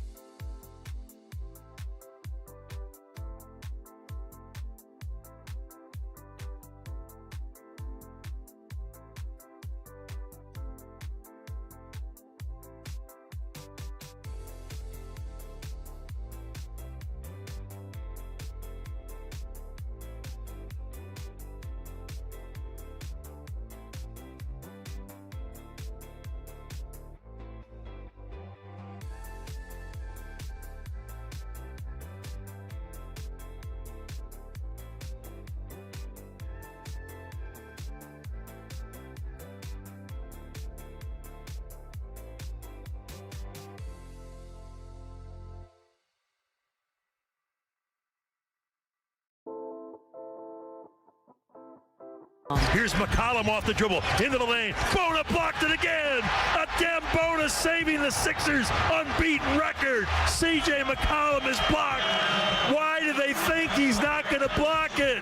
Adem Bona just having such an impactful overtime, even though he only finished with 2 points. One of the 2 points was the putback slam that he had in overtime, and a couple blocks throughout the course of the game, and that big one that you just heard there from Tom McGinnis, which was heard here on 97.5 The Fanatic. Vibes are immaculate. A 2-0 night in Philadelphia sports yesterday. Bobby Brink with the shootout winner for the Flyers over the Penguins. Why don't we call him? Why don't we just call him? Wake him up this morning. Well, he's going to be joining us coming up at 9:25. Good job. By the way, people did respond on YouTube chat. Penguanos is a thing. Oh, I'd never heard that before. I've never heard it. I thought I was the crazy Where is it one. a thing? I don't know. I like I've been saying it for where's years. it a thing? I was when I'm just glad there were people that had my back on the YouTube chat. YouTube always has our back. Oh, always. All right, it's time now for today's headlines with Connor Thomas. Today's headlines with the Connor Thomas. What do you got? Who is it brought to us by? It's brought to us by Lundy Law. For over 70 years, Lundy Law has been fighting for injured people. If you need them, remember the name Lundy Law. Your injury lawyers. Visit LundyLaw.com. That's LundyLaw.com. We're a little World Series heavy in this one because we haven't really talked about the Fall Classic very much. We couldn't because people didn't watch Game 3 because it went till 2:30 in the morning. Well, I know whose fault that is. And it's not Shohei Ohtani's, and it's not Vladimir Guerrero Jr.'s. It is somebody that you probably like his music a lot, Andy. Did you see the Brad Paisley stat? What? No. So Brad Paisley sang the national anthem for the 18-inning game. Okay. Brad Paisley has sung the national anthem for World Series Game 2 in 2017, which went 11 innings. World Series Game 3 in 2018, which went 18 innings. World Series Game 1 in 24, which went 10 innings. And World Series Game 3 in 2025, which went 18 innings. He sang the anthem for both 18-inning World Series games, the only two in the history of the World Series. I was shocked that Brad Paisley doesn't scream L.A. to me. Brad Paisley is my response to all of this, and I'm glad that you go Brad Paisley, L.A. Why is my man being called constantly to do anthems? I mean, I look at that before I look at the crazy stat that you gave us. He's got a good voice. I mean, he's got a good voice, but yeah, I mean, and also he doesn't scream L.A. at all. The L.A. music scene is not Brad Paisley. But the fact that there's two in the history of the World Series to go 18 innings, he sang the anthem for both of them. It's his fault. He's creating these extra inning games for some reason. By the way, still one of the best was Chris Stapleton before the Super Bowl. Super Bowl 57. Unfortunately, Eagles lost that one. And by the way, did you guys hear? I think it was Game 1. I tweeted out about it. Game 1 of the World Series, the choir that they had in Toronto for both the United States anthem and the Canadian national anthem. Beautiful. Dude, they were incredible. Beautiful. They have albums, by the way. They had a bunch of. They have stuff on. They have albums out. Yes, they do. Brad Paisley. That's just let's get somebody. Let's get somebody different. Let's talk about the players then. Here's somebody different for you because Mookie Betts was asked. There was a lot of audio we didn't get to after that 18-inning game. I heard this. I love this. He was asked about the 18-inning game afterwards. Take a listen to this back and forth. When you go to bed tonight, put your head on the pillow tonight, what will you think about Shohei? Will you think about Freddie? What jumps out at you? I'm probably not going to think about another man while I'm in bed. Fair enough. That's a great answer by Mookie Betts. I mean, seriously, when you're laying down in bed, are you thinking about Shohei? Are you thinking about Freddie? Not that there's anything wrong with it. Well, it is for Mookie. His wife would be very upset. I think everybody had a long night. His wife would not enjoy that. Including the reporters who were asking questions after that one. Yeah, I think everybody was losing a little, they a little love bit that. of sleep that night. Yeah, we've been kind of in the twilight zone with baseball when it comes to what the World Series has been doing with those late nights. We'll round out with our replay. Are you all the way back in? And I'm not asking for you to be back in like championship expectations. I almost don't want those all season. Buddy, I'm so in. I couldn't be more in. Well, no, like, you should be, right? I'm ready to get hurt again, but like I'm just having fun with it. I love that we've many times behind the scenes we've said here, God, could we just get the Flyers and the Sixers to be good? Yeah. Like because and at the same time, how nice would that be? Like if we did a Sixers one night, Flyers the next night. Like remember when was the last time they were both in the playoffs together? I know it didn't last long. Well, the Flyers win. 2020 they were. win every other year for a long time in the playoffs. No, I know, but so it had to be one of those. But the last time, I still remember, it was like, all right, Sixers tonight, Flyers tomorrow. That's Sixers awesome. the next night, Flyers the next. Like, that's freaking amazing, and we don't really get that all that often here. And No. yeah. But listen, I'm not just like, it could be exciting. I'm falling for it again, and I'm really, really in. It's okay. I'm really should. in. Look, like I fall for it. expectations really Like, in. I know we poked fun at Bill earlier. Which we do enjoy. Bill didn't say anything groundbreaking, in my opinion. Like, I think the Sixers are going to be good if healthy. Duh. We all freaking say it. The Eastern Conference is open because of the injuries to Boston and to Indiana. And it all comes back down to the health of Joel Embiid. Now, the beauty is what nobody expected, including Bill Colarulo, who's getting a little too chesty for my liking right now. The pipe dream. Nobody thought VJ Edgecombe would be the player that he has been so far through 4 games. No, we did not. And the fact that you're getting that is why you're 4-0. What Maxey and Edgecombe are doing together, eventually getting Jared McCain back and Paul George back. It all comes back down to health, but you're seeing that even when Embiid's not on the court, they're not plummeting. And that is the biggest thing to hang your hat on right now when it comes to the Philadelphia 76ers. All right, coming up next as we continue to balance the sky-high vibes of the Sixers and Flyers. We'll get more text messages on that coming up next. But also, this more A.J. Brown conversation. So a concern I brought up yesterday, but we didn't really have much time to react because we were just kind of caught off guard by what McClain told us. Can they overcome this until February? It's Kincade and Salciunas, 97.5 The Fanatic. Now on 97.5 The Fanatic Sports Update. 2 overtime wins. I'm Connor Thomas, and it was a long night here in Philadelphia. At least the game started early. The Sixers won again last night in miraculous comeback fashion, beating the Wizards 139-134. It took overtime to decide this one, but the Sixers were down 16 heading into the fourth quarter, so it took a major comeback just to get to OT, and then another comeback in overtime to find their 4th straight win. Tyrese Maxey led all scorers with 39. Quentin Grimes had 23 points off the bench, and Adem Bona's late block party helped seal the deal. Tom McGinnis, a great call of a big putback slam by Bona as well. Bonus screens. Maxey goes into the lane. Maxey with a floater. It's off the rim. Rebound slam. Adem Bona. Biggest play of his career. A slam. And the Wizards take time. Great call here on 97.5 The Fanatic last night. Sixers are back in action at home Friday night against Boston. Couple nights off for them. They weren't the only overtime winners last night, though. Flyers won 3-2 in a shootout over the Penguins. Travis Konechny had his 200th career goal in the game. Flyers will play the Predators tomorrow night at home. And so we'll have that here on the Fanatic. And Blue Jays even up the World Series with a 6-2 win in Game 4 last night with the Dodgers. We're going to talk to Bobby Brink of the Flyers coming up at 9:25. This update's brought to you by AutoZone. Get in the zone. The free AutoZone Fix Finder service can help troubleshoot the likely cause of your pesky check engine light for free and get you back on the road. Restrictions apply. Get in the zone with AutoZone. I'm Connor Thomas on your home for the Sixers, Flyers, and Union. 97.5 The Fanatic and 97.5thefanatic.com.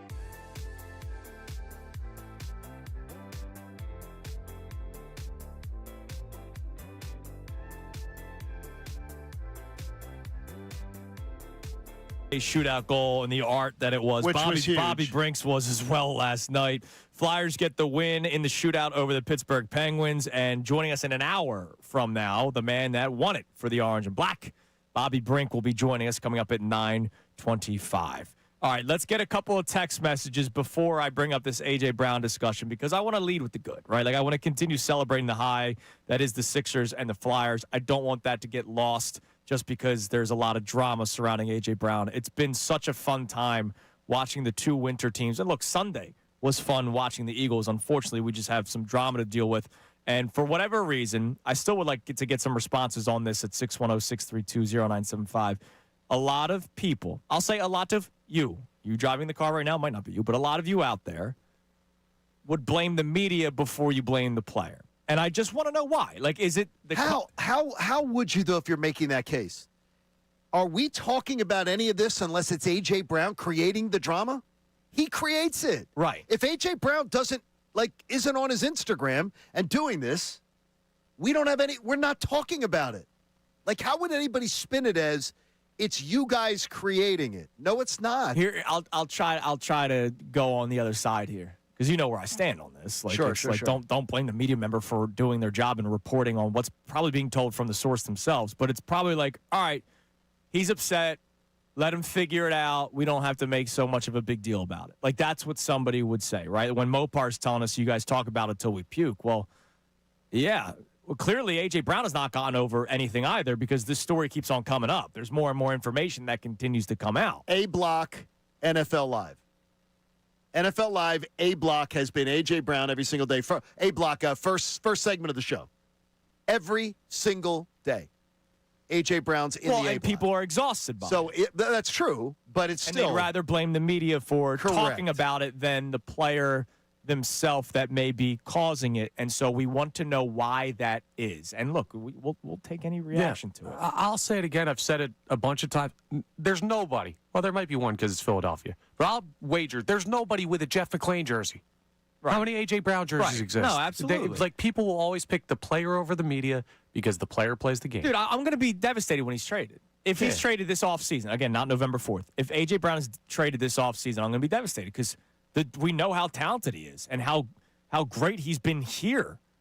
Even last year, even though it wasn't his number being called all the time, it was Saquon's, he still finished with over 1,000 yards receiving. All right, what do we got in the text line about the Sixers and Flyers? I want to go there first. All right, well, real quick, we got to settle the war because Brian and Somerton has to talk about the ongoing war with Unfiltered. Oh, good. Yeah, the ongoing war that I thought we settled. I thought this was done. Then it was almost like the militia. Well, I'm catching a stray in this one. Brian from Somerton says, what the hell is wrong with the two meatheads in the afternoon? Poor Silvana. Maybe you can swap Connor for Silvana. He belongs with the meatheads. Wow. Well, wait a minute. What's going on here? Connor, 4 in the morning, 2 in the afternoon. 4 in the morning. 4 in the morning or noon. You wouldn't complain. 4 in the morning or noon.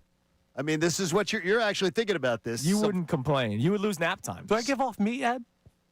Yes. All right. Connor, seriously. I had no idea. I just wanted to ask. All right, let's get to the Sixers. You had no idea. That makes you the meathead. D3 douche. What else could I say? I will go. Pedo stash. What else you got in the text line? Can you calm down? Last time I let you use my headphones. Colby in Central PA. I think this is a really cool text because of how unknowing it is. Colby in Central PA says, admittedly, I'm not a basketball guy, but I did watch some of the Sixers game last night. I didn't know Joel was such a big dude, but I thought they looked good. Max's ability to hit the step-back three and Joel's presence under the rim was impressive. I love that this is a guy in Colby who clearly does not watch the Sixers at all. But it's bringing him in. Yes. And our topic after the first game, the people that have opted into not watching the Sixers, does stuff like this start to bring you back? Now, look, he didn't even bring up VJ Edgecombe. He brought up the two guys that have been here. Because those are names probably when he hears it, he goes, okay, I know that name. I know that name. Let me look for them. I love it. And that's a great one because that's a guy who's getting engaged who has literally ignored it. Yeah. Because he obviously listens to the station. He's obviously into other teams that are being talked all about. The time. Exactly. So this is a guy who is getting engaged because he's like, wow. And I'm liking what I'm hearing. And that's how it's supposed to be. All right, like this whole gatekeeping thing, like, don't do that. Like, well, especially when you were the guy telling us in the summer that you didn't want any part of it, Ricky. If if people are excited, like that's when it's awesome here, right? Like Philadelphia, the Phillies. I know a lot of people that didn't say boo about the Phillies for the longest time. And then they started winning. And then 2022. And you know what? I'm okay with that. Like, I understand there's the front runner fan theory and all that kind of stuff. Whatever. Like, well, you could call it what it is. You know what I like? I like going to a party on a Saturday. I don't party every single day. I like going to a party because parties are fun, and the Phillies became a party, right? And there were a lot of people that weren't very in on the Phillies or weren't in on sports. Like, how many people do you know that aren't the biggest sports fan? But you know what? On game day, they're there. My wife is not the biggest sports fan. The Phillies, she watches the Phillies every night now. Yeah. She's got the Phillies have drawn her in. She's a big Phillies because fan. they've been a nightly party during the summer, and then the party just crashes and burns at the end. But they've been a nightly party. She complains a lot about them, though. Well, we're on a bender right now. All right, real quick, the AJ Brown thing. I want to bring this up again yesterday because we had a lot of moving parts going on. Do you guys think they can overcome this walking on eggshells sort of drama and win the big picture, which is obviously a Super Bowl, or at least getting back to one and getting to the conference championship? Or do you believe this is something that is almost too much? They're winning games, right, despite the drama, which is why I chose to ignore A.J. Brown's social media interactions moving forward. I can't deal with it anymore because ultimately they are winning football games. And before he got hurt, he had a spectacular game against the Minnesota Vikings. He did. So I still believe that they can. I do believe it can't continue after this year if they don't have whatever moment where they come together and just hash stuff out. I don't think A.J. Brown's ever going to be the reason this team doesn't achieve whatever goal it has this year. Because I don't believe he's going to fail to perform. Yeah. Or, come game day, he's in, right? Exactly. Like, he may look at the stat sheet afterward and maybe be upset, unhappy. but during the game, between the white lines, like, he's one of the best blockers in the game at wide receiver. That is effort. That is 1-2. That is respect from me. Right. Ton of respect. So I don't believe he's going to do anything that is going to make him be the reason that they don't reach their goal. I could do without it. No, I said to you, if this is what it's going to be with A.J. Brown, I'm out at the end of the year on it, and I believe the Eagles will be out on it. They might too. be. And like Thank I know you, Haley. when we had Shefty on, Schefter saying, "Wow, you guys can't get over this." Like, he doesn't allow us to. No. Like there's something new, whether it's a social media post or a reporter talking, which again clearly coming from somebody. And they're tired. There's tired. The fact that there is talk even about, well, in the offseason, they'll revisit. That means there's something there. That means they're tired. Connor, of it too. do you think they can overcome it at least for this season? Because I still believe that they can. I don't think this is something that's going to blow up to the point where 2023 happens again. Absolutely. Who was that guy that you missed being on the team that they won the Super Bowl with last year? Chauncey Gardner-Johnson. They were able to overcome a lot of his issues. You're right. If the Eagles' season does not end with the Super Bowl this year, there will probably be 50 reasons ahead of A.J. Brown being unhappy that are to point to. We're all in agreement then. Yeah. All three of us. We have no. For the record. For the record. Because there are people that are going to say, oh, man. We have no. Well, first of all, none of us are for trading him. No. During the season. And none of us believe that he's going to be the reason that any kind of drama is going to hold this team back. This team's too talented. I don't want to trade him in the offseason. I just want them to figure their crap out. Why can't we be friends? I want this to be over. Doug Peterson once said, get your head out of your ass. Like, please. Lose my freaking mind. We better figure this out. That, too. Wow, Doug. I love Doug. All right, coming up next. We're always going to love Doug, right? Yes, we should. Coming up next, how do we balance the Sixers when Embiid is on the court versus when he's not? A lot of fans are acting like my son right now, Johnny, when I bring home a new toy. The old ones are still there. That means Joel Embiid is still there. I saw a lot of reactions to a nonsense report that I want to discuss next. It's Kincade and Salciunas, 97.5 The Fanatic.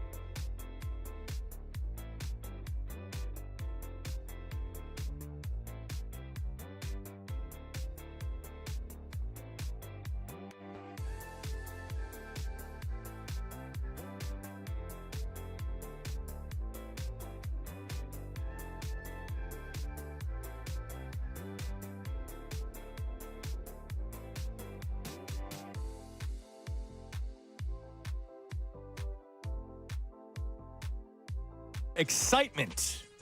Texts and calls. Our question for you, are you all the way back in? And I'm not saying back in like you have championship expectations, just back in nightly viewing for you whenever the Sixers or Flyers are on. We'll get back to our texts and calls here, and I do have this Embiid question for you guys. But real quick, an update on Cam Scadaboo, who obviously suffered the horrible injury against the Eagles this past Sunday.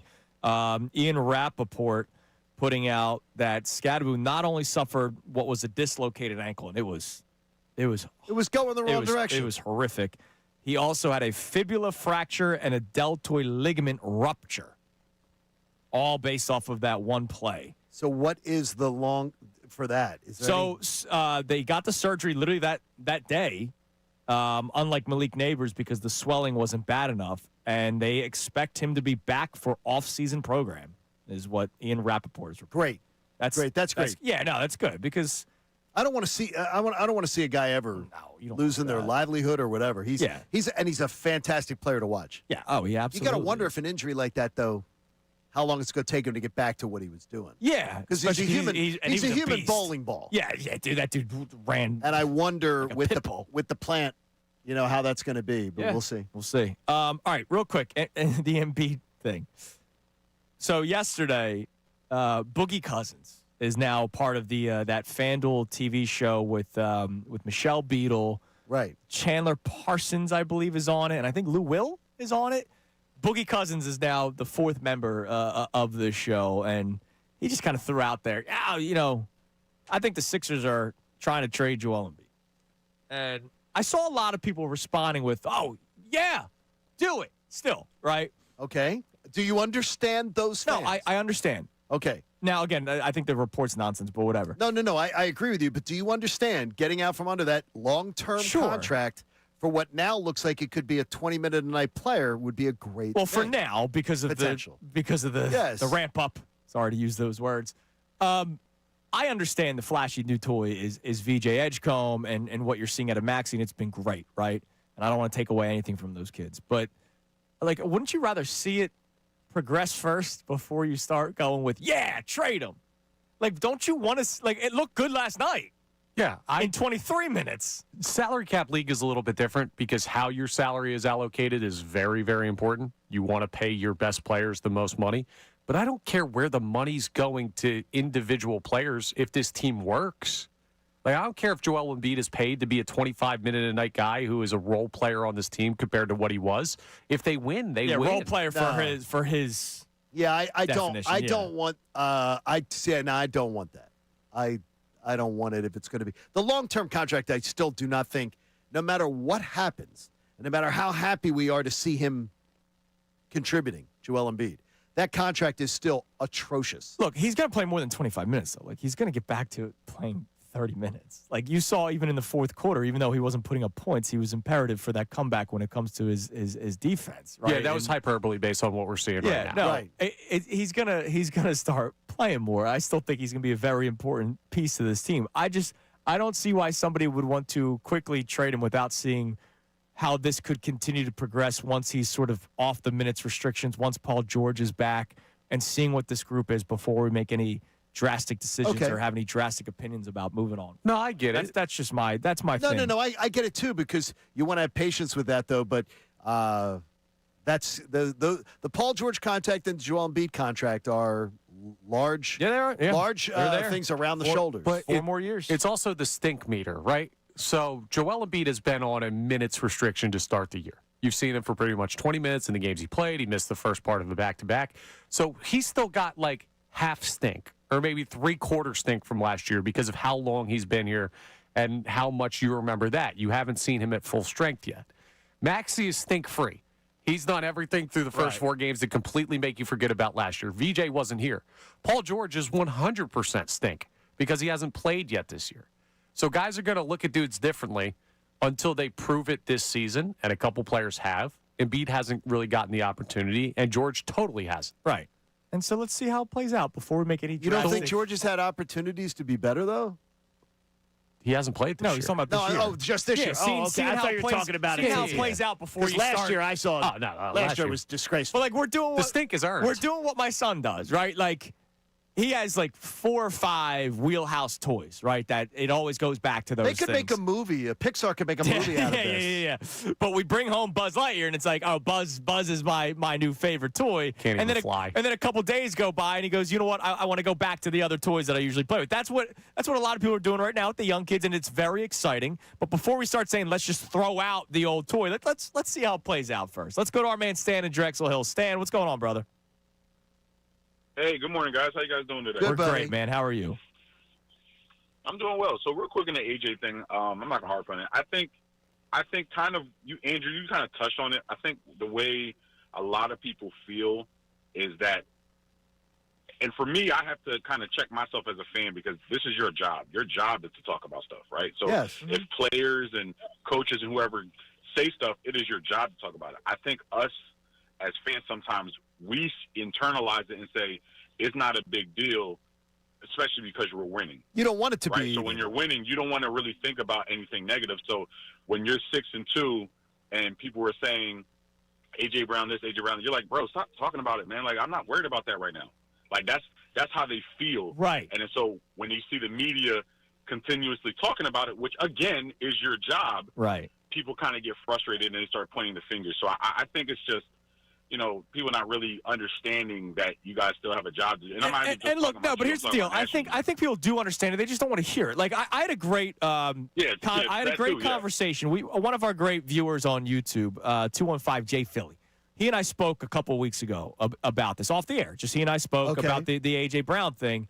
And it was like, well, look, man, they're winning. How about you talk about the offensive line struggling? And I go, well, we do. We talk about that plenty. I also have to put food on my kid's plate. And look, there are topics that get more run. It's like when I go on ESPN radio. If there's a LeBron story, LeBron's talked about. If there's a Dallas Cowboys story, we're going to talk about the Dallas Cowboys. The day of the NBA Finals, Game 1 was the day the Rockets traded for Kevin Durant. That was a bigger story than Pacers Thunder, unfortunately. And if AJ doesn't stop, AJ doesn't stop making himself a story, the minute he stops, it'll stop. Right. It's over. Yeah, people will stop talking. That's absolutely right. It's all on him. And my point with the Sixers, my point about the Sixers with PG specifically, I think people have a notion of who Paul George is from a negative standpoint. I think they're very concerned with the podcast stuff and all that stuff looks bad, especially when you're losing, right? If you're doing a podcast but you're winning a bunch of games and contending and all that,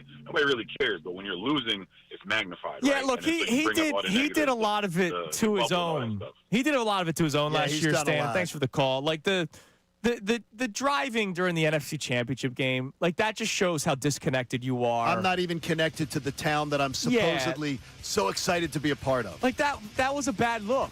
Terrible look. And like, was that do I have a total opinion about Paul George because of that one moment? No. Like, I've never spoken to the guy, right? Like, who knows? Connor, you did. Like, you had him on at Media Day. Like, nice. Seems like a good dude. But like, asked me to go get a beer. I was busy. Yeah. He's a nice guy. He probably said, let's play one-on-one. He doesn't want that. Yeah, no, none of us want it. All right, coming up next, is Vegas starting to notice the Sixers? You'll hear that next. Kincade Salciunas, 97.5 The Fanatic. Now on 97.5 The Fanatic Sports Update. A big-time performance by Bona. I'm Connor Thomas, and the Sixers won again last night in a big-time comeback fashion, taking down the Wizards 139-134 in overtime. Sixers were down 16 heading into the fourth. They erased that deficit. Started overtime down a couple of buckets. Erased that deficit and found their fourth straight win. Tyrese Maxey led all scorers with 39. Quentin Grimes had 23 off the bench.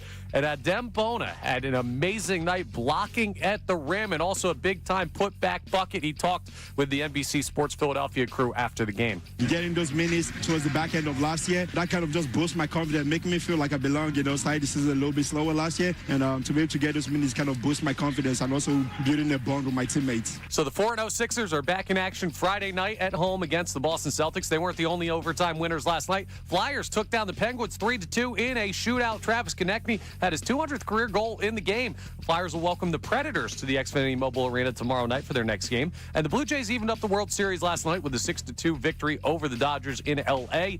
Through Game 4, 2 games apiece. We're going to talk to Bobby Brink of the Flyers, joining us coming up at 9:25. This update's brought to you by Groundworks, your trained and certified experts for basement waterproofing and foundation repair since 1997. Book your free inspection at groundworks.com. I'm Connor Thomas on your home for the Sixers, Flyers, and Union. 97.5 The Fanatic and 97.5 The Fanatic.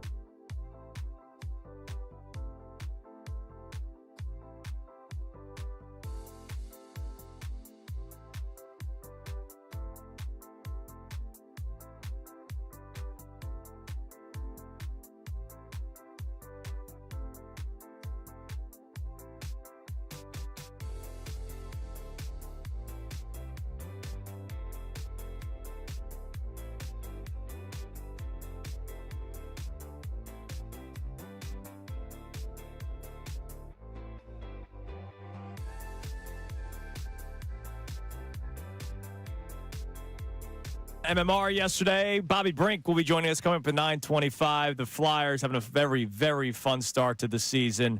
Brick by brick, Johnny. 5-3-1 after yesterday's shootout winner. Bobby Brink joins us coming up at 9:25. All right, a couple of things. First off, Connor just told me about a very awesome text that I hope this gets back to the man that we'll be talking about in this text. All right. Go ahead, Connor. All right, so it's a tweet, actually. So Mike tweet. Mike Stout on Twitter, who I've been going back and forth with because he's refusing to get in on the Sixers. Okay. I'm like, succumb to the pressure. Become a Sixers believer. He says it's getting harder to resist Maxey and VJ. I'm actually in the Bahamas at the moment, and it's common to see a number 77 Sixers jersey. I think that's really cool. And be safe in the Bahamas, by the way, because they're getting hit today. Of course. Yeah. Of course. But, I hope that gets back to VJ Edgecombe. Sexy is out. There are people, from his country that are rocking his jersey with pride. That's really freaking cool, man.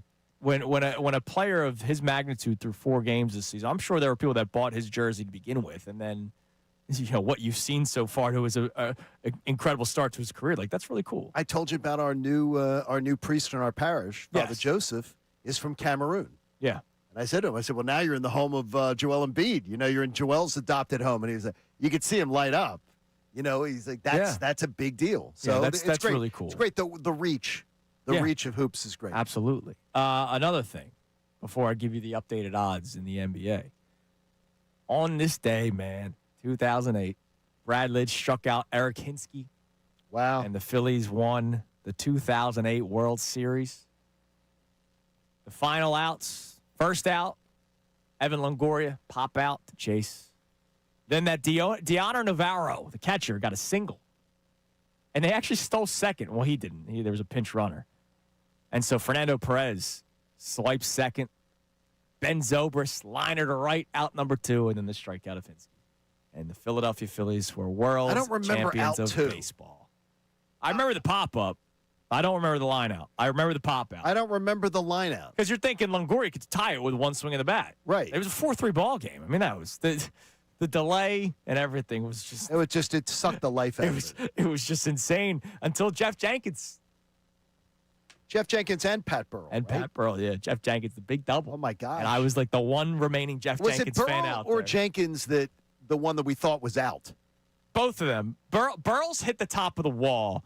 Jenkins was the one that looked like a home run. Went into the gap. Right. Burrell was the one that we thought was out. Yeah. Because I remember watching that. It hit off the top of the wall, and then they throw out their Bruntlett, and then Pedro Feliz hits what eventually was the game-winning hit. Oh, my gosh. Those were the days. Pedro Feliz. Yeah. Incredible third baseman. That was incredible. By the way, in the NBA, they are taking a little bit of notice, not for winning the finals, but to win the Eastern Conference. The Sixers are now the 4th seed. They were behind on some books. This is for betting. Yes. Some books, both the Hawks and Pistons. So some books actually had them with the 6th highest odds. Cleveland's still running away with it, and New York's is in 2nd. But the Sixers have climbed up to 4. The one thing that I'm interested in, because these books they never want to lose money. No. You know that pretty No, well. they're trying to capitalize right now. They're trying to suck people in. I'm really surprised that as of this morning, Tyrese Maxey has not totally shot up in some of the rankings for MVP. What is he at?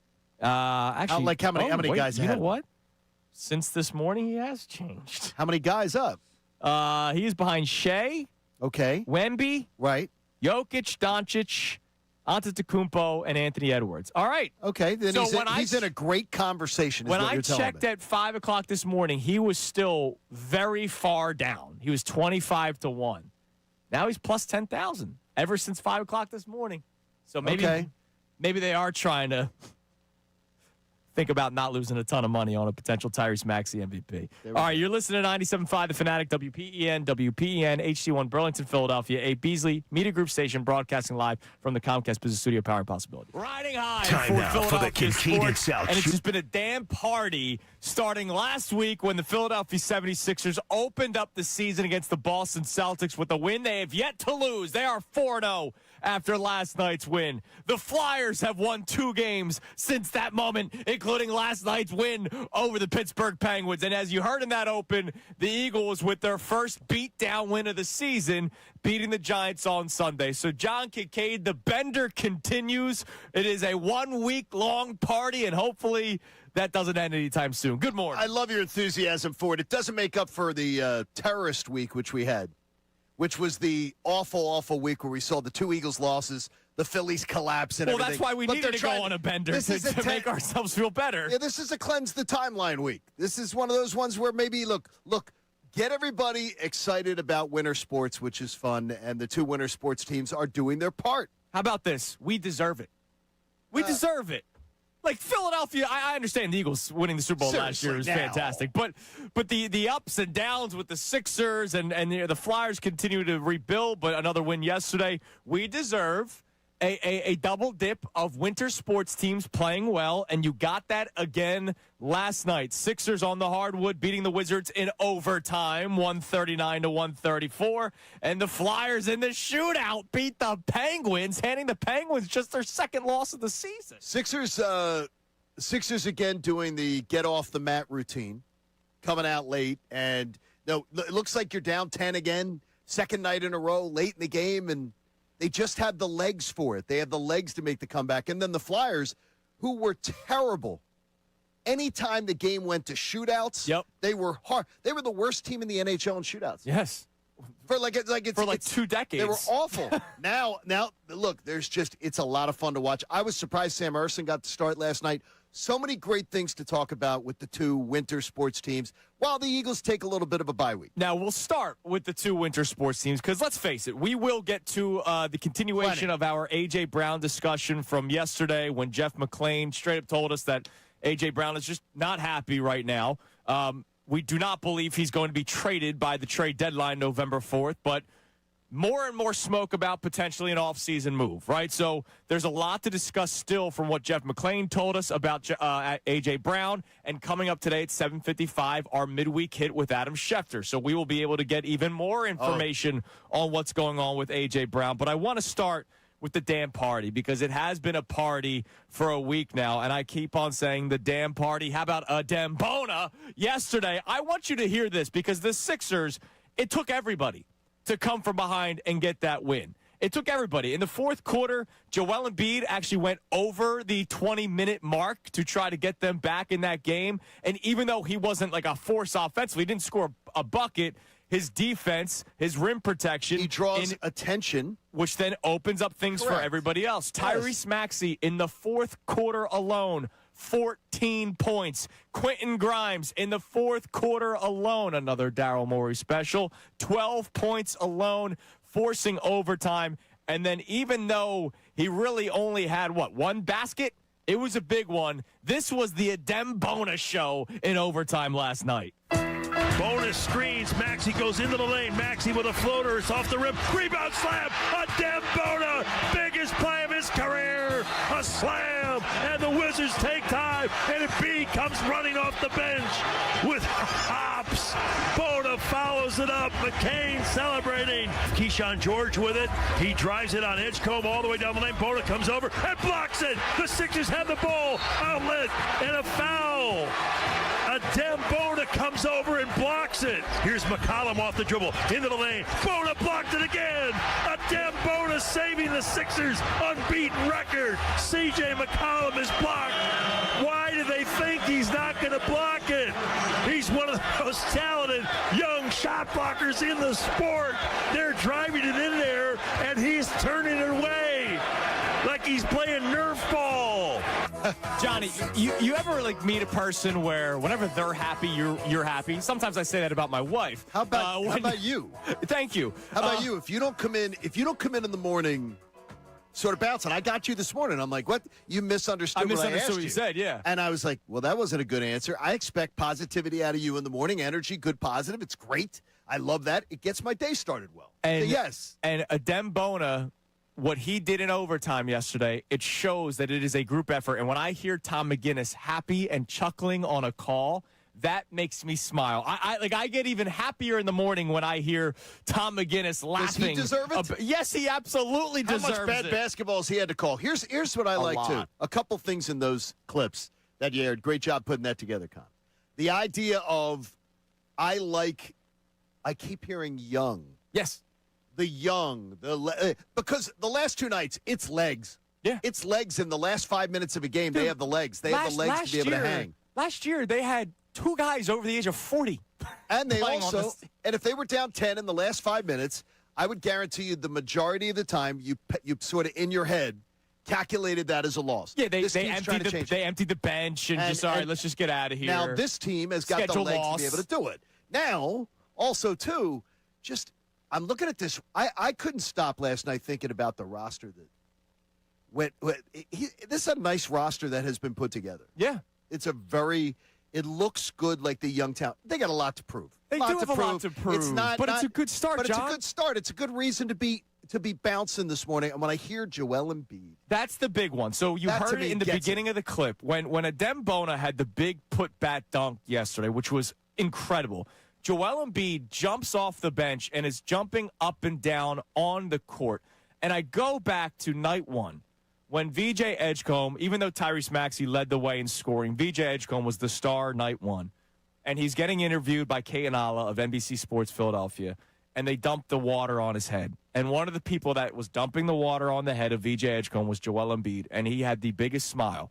And I go back to what I've been saying since the offseason, John, when we have seen photos and videos of Joel Embiid with his teammates smiling, which is something that we have not seen in a long time. This was the first time in a long time going into a season where you looked around the Sixers roster and you said, okay, this will probably be the roster come March, come April. This is it, yeah. It's not going to be, hey, this is the roster for the first half of the season. Be prepared for Daryl Morey to make a bunch of trades. He'll probably make a couple of tweaks. But the roster that you're seeing coming out of camp and into the season should be the roster moving forward. And you see a very happy Joel Embiid. So for all the concerns, and I think they're rightful concerns of, hey, is he going to be thrilled that maybe he did pass the torch or maybe the torch was taken out of his hand? I think he's happy to be winning basketball games right now, and you could see it by his reaction to his backup having one of the bigger plays of the night. I have no doubt that from everything I've heard, and I don't know Joel Embiid, so everything I've heard from the people who do observe him on a daily basis and everything, that he is thrilled for the young guys. Yeah. And that he is thrilled to be around a cast that can potentially cater to, if he can fit in, and if this can all fit in with him, he is going to do everything, I think, to fit in. And, oh, by the way, he fit in yesterday. He was tremendous in the first half. Obviously, they were not winning, so maybe people are going to say, well, if they didn't play that style of the basketball game, maybe they're winning in the first half. I don't know. But Joel Embiid himself was very good in the first half.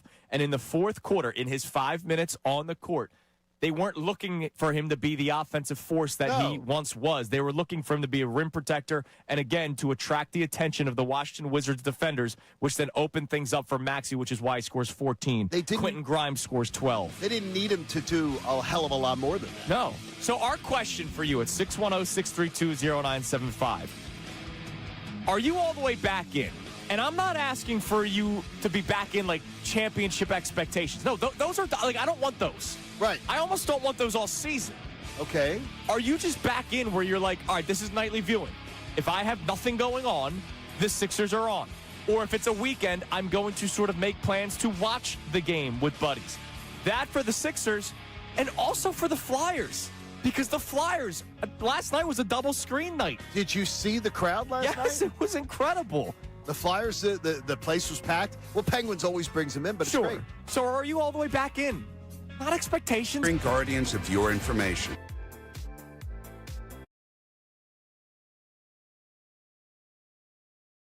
Your business can stay connected and get threat ready with Comcast Business, powering possibilities. Get started with our reliable business.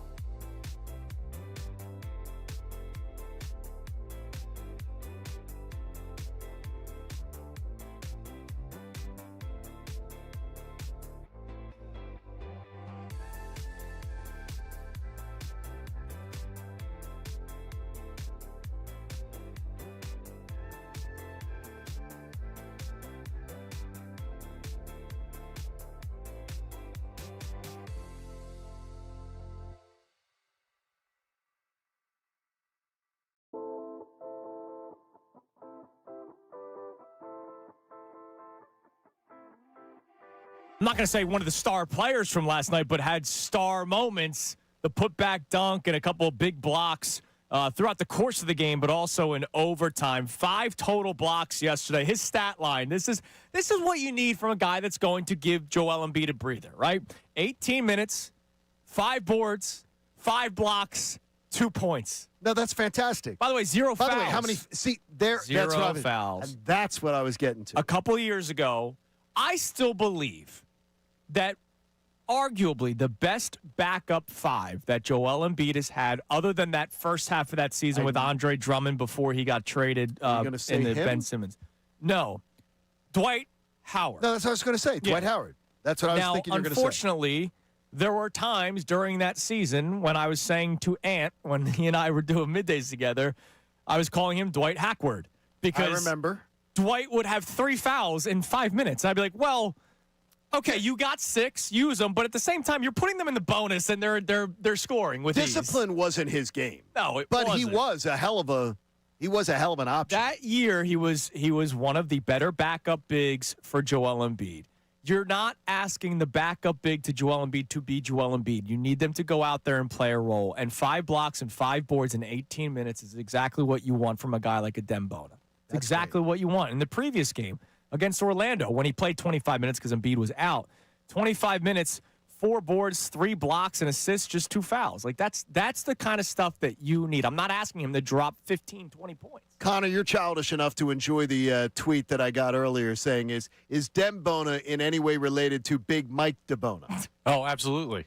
So they are like they're cousins, probably. Yes, the prophecy has been foretold on a famous Philadelphia building that this game was coming. Yeah, so I didn't know this. I saved the highlight known this, for right? Forever Bona because of the graffiti on Broad Street. I did not know that. I said to Connor, what did I say? Like, I know this has been tweeted out by somebody at this point, but I'm just going to say it.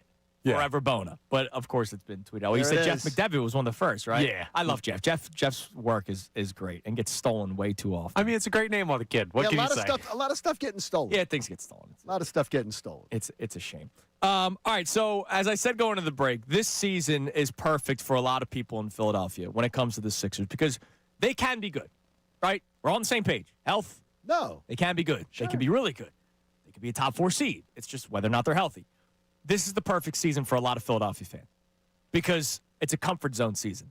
You don't have super high expectations. You just want to have fun. It's just the vibe. When you have high expectations, you look to find things that could maybe diminish their chances, right? We do it with the Eagles. We have very high expectations with the Eagles, and every single week it's, this could happen, this could happen, this could happen. See, to me, this is the ground-laying season. This is the season where they lay the groundwork for what is going to be a foundation of hopefully a new era of Sixers basketball that we really, really enjoy. So this is the era where you get on board and you support them now. So that way you can say you were part of it when they get good. But you could also make the case that they have to do something this year because the other teams are going to get healthier. Yeah. Right. But I think the Sixers are also going to grow. Like I'm very confident that what they've built isn't something just built on. Right. And look, Daryl Moore deserves credit for that, even though a lot of people feel a certain type of way about him. Yeah. I think he deserves credit for a lot of it. The tough thing, if you look at this as like a build the ground season, okay, you're going to get a lot smaller if you can't count on Joel Embiid and Paul George. Like, that's the tough thing. They're very, very, very guard-centric, and they're not big guards either.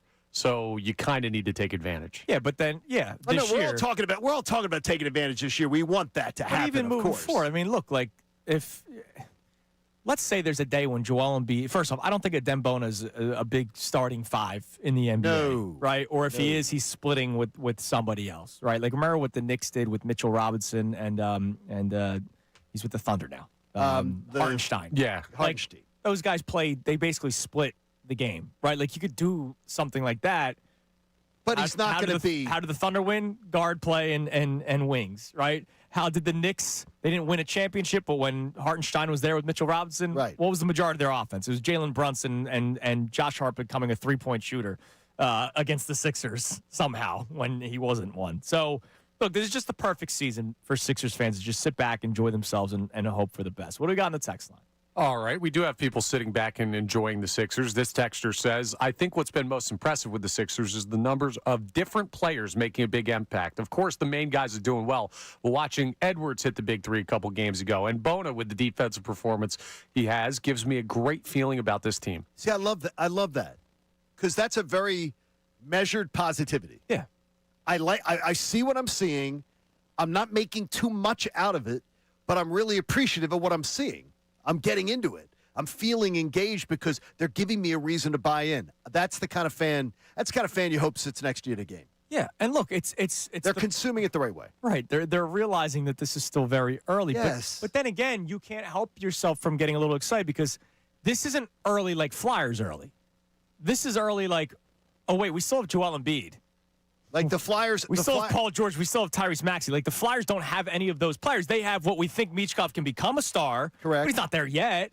And nobody's looking at Sean Couturier to totally uplift the Flyers to win them games on a nightly basis. No, you're not. And the Flyers aren't built like that for right now. But thankfully, the Sixers are built where you could say, "Hey, look at the Eastern Conference." They could surprise you this year. When I look at who's not in the playoffs right now in the Eastern Conference, it's way too early to look at playoffs. But in hockey, I go, man, there's a lot of really good teams that are behind the Flyers right now. Yeah. That over 82 games, I don't believe will be behind the Flyers. But it's been a fun start for the Flyers, and we continue to celebrate them coming up next. Yes. Bobby Brink, the man who won it for the Flyers in the shootout yesterday. He joins Kincade and Salciunas coming your way next here on 97.5 The Fanatic.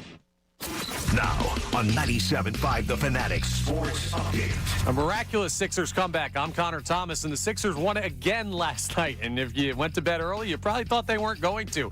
They came back from down 16 heading into the fourth quarter, and it took overtime to knock off the Wizards, but they did win 139-134. Tyrese Maxey led all scorers with 39. Quentin Grimes had 23 points off the bench, and Adem Bona had a block party late and added on one big putback jam. Bonus screens. Maxey goes into the lane. Maxey with a floater. It's off the rim. Rebound slam. Adem Bona. Biggest play of his career. A slam. And the Wizards take time. A great call by Tom McGinnis here on 97.5 The Fanatic. The Sixers are back in action at home Friday night against Boston Celtics. They weren't the only overtime winners last night. Flyers won 3-2, well, actually after overtime, in a shootout over the Penguins. Travis Konechny had his 200th career goal in the game. Bobby Brink also scored. He joins us coming up at 9:25. Flyers welcome the Predators tomorrow night for their next game. And the Blue Jays evened up the World Series last night with a 6-2 win over the Dodgers in Game 4. So, a big day on Kincade and Salciunas, reacting to some great stuff in Philly sports. This update is brought to you by Allstate. Some people just know you could save money on car insurance by checking Allstate first. So what are you waiting for? Check Allstate first for a quote today. You're in good hands with Allstate. I'm Connor Thomas on your own for the Sixers, Flyers, and Union. 97.5 The Fanatic and 97.5thefanatic.com.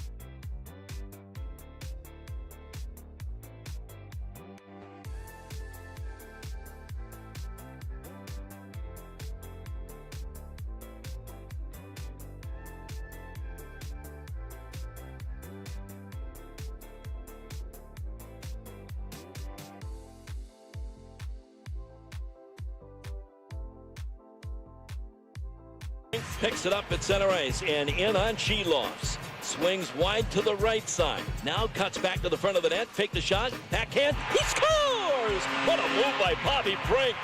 He turns Shelofs inside out and puts it behind them. The Flyers lead 2-1 in the shootout.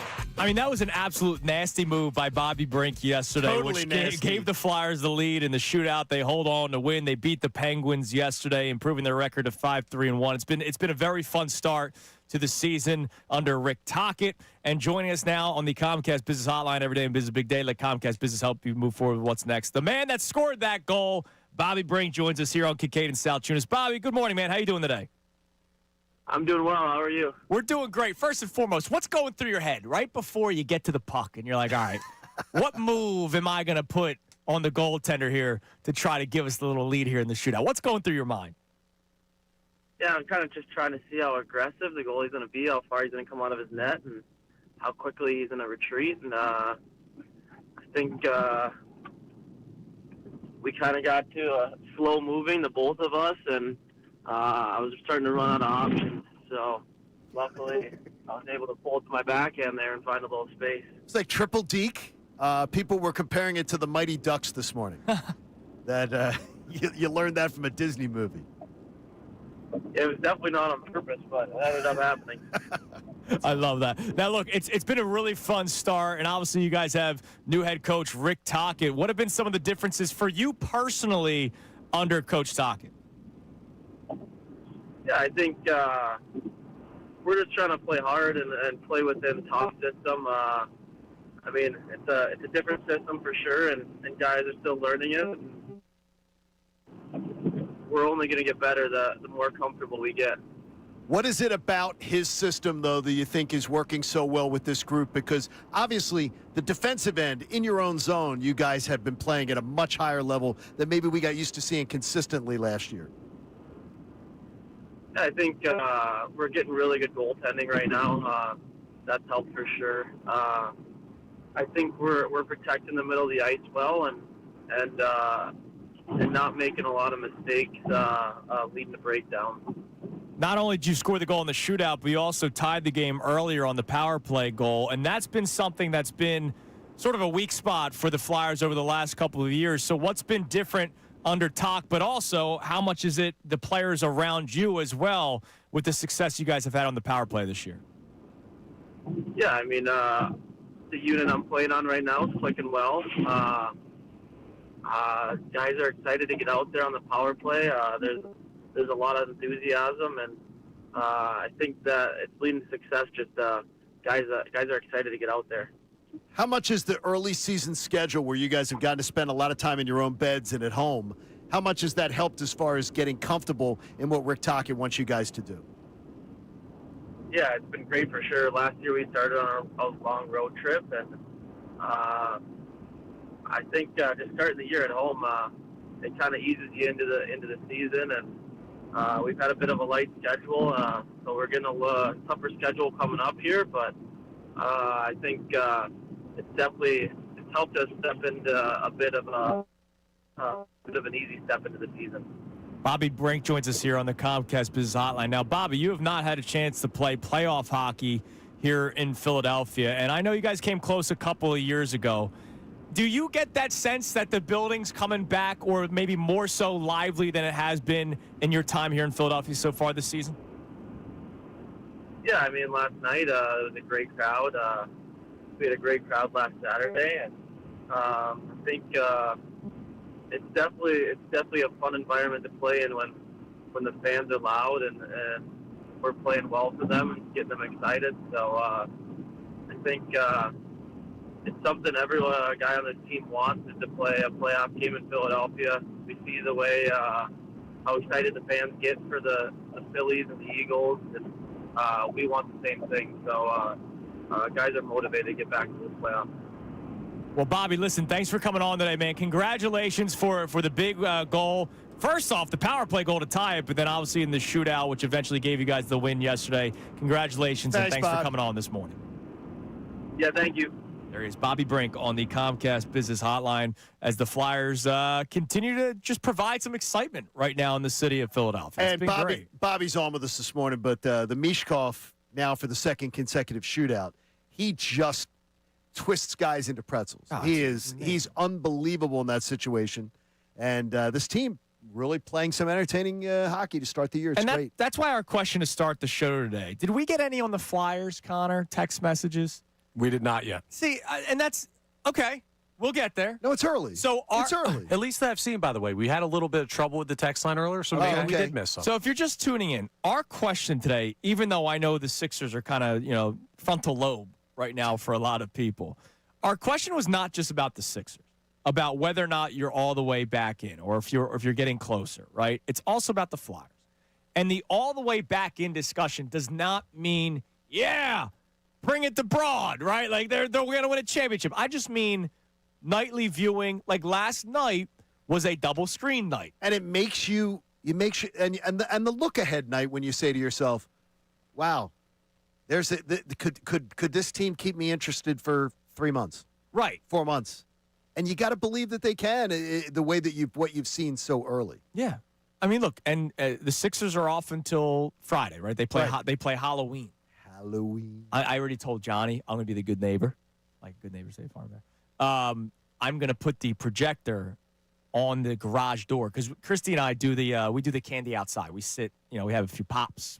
I put a fire on. Okay. And I'll have the projector screen going for all the parents so that the Sixers game is on, right?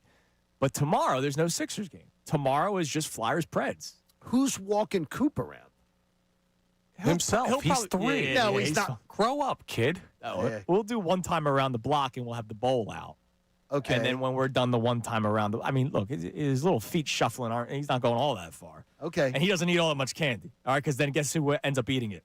You. A former fat kid. Yeah, I don't. Chubby Tunis comes back. Chubby Tunis is lurking. This is he lurks. This is when he lurks big time between Halloween and Thanksgiving and. So this is it. This is when he may reemerge. This is when I need to really lock in on my fitness journey that has been going on for like a decade now. I got a good way to avoid the candy. You can come to the game with me Friday. I'm be in the building. Oh, are you? Oh, well, yeah. That's good. But tomorrow, there's no Sixers game. Right? And the Eagles don't play. There's no Thursday night football for the Eagles tomorrow. Yeah, no, that's what I'm Flyers saying. Game, so which is good. No, what I'm saying tomorrow is that are you putting that game on? Yes, he better. Like they're doing enough for you to start at least paying attention. I'm not saying you to dive in and start breaking down Corsi stats. Like I'm talking about you going in and watching the game, right? Like that's all I'm asking. Are we getting to that point? Yes or no? 610-632-0975. And that question also stands for the Sixers as well. What else we got on the text line, Connor? All right, so we have, I'm interested in your guys' response to Steve's text here. 4-0 Sixers. Who have they beaten? All losing teams. Pump the brakes. The Sixers have to come back from double-digit deficits in the fourth quarter. This is not sustainable going forward. Orlando is not a losing team. No. Orlando has a record right now that you're going. They are one of the top 3 favorites in the Eastern Conference. By the way, let's break down the 4 wins quickly. By the way, a couple of things on YouTube. Somebody told my son to go get a job. I agree. I think he's old enough for it. The 4 wins. You go into the Garden, the Boston Garden, and take. I know the Celtics do not have Jason Tatum. I don't care what that is. That's a win. Let's not act like Jaylen Brown stinks. His hair's bad, but let's not act like he he's stinks. Spraying it on. So they go on the road and win. And oh, by the way, the rookie puts up 37 points. Like he did not shy away from the moment of his debut and on the road.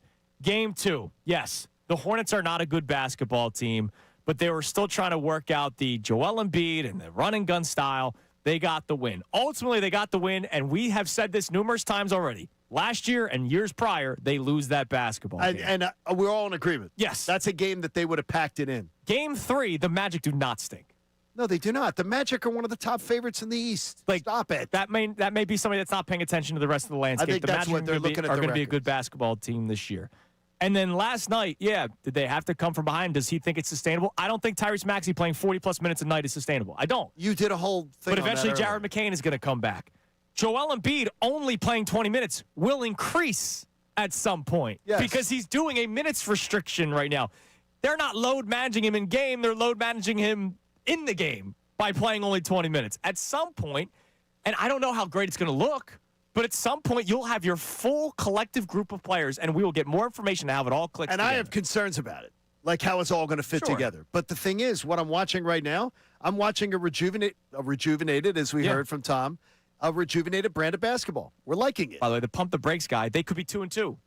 Yeah, they I mean, could like, be 1 I and don't- 3. Like, I don't understand it. They're 4 now. I really don't understand it. If we were saying they're going to the finals, if we were saying stuff like that, then pump the brakes is absolutely in order. Absolutely. But we're not. We did read Tyrese Maxey MVP odds earlier. I'm just saying, Hey. you want to put a shekel down? Might Yes. as well, huh? Saying a shekel. Come on. Coming up next. Come on down. Come on down. Coming up next. All right, we have a lot to go through in the last 10 so minutes of the show. A lot. John Kincade has a little birdie in his ear about the fighting. And you and I both don't like the name. So you'll hear that. The tush-push conversation won't die. Oh, jeez. Hear from somebody celebrating the blown call from last week for all the wrong reasons.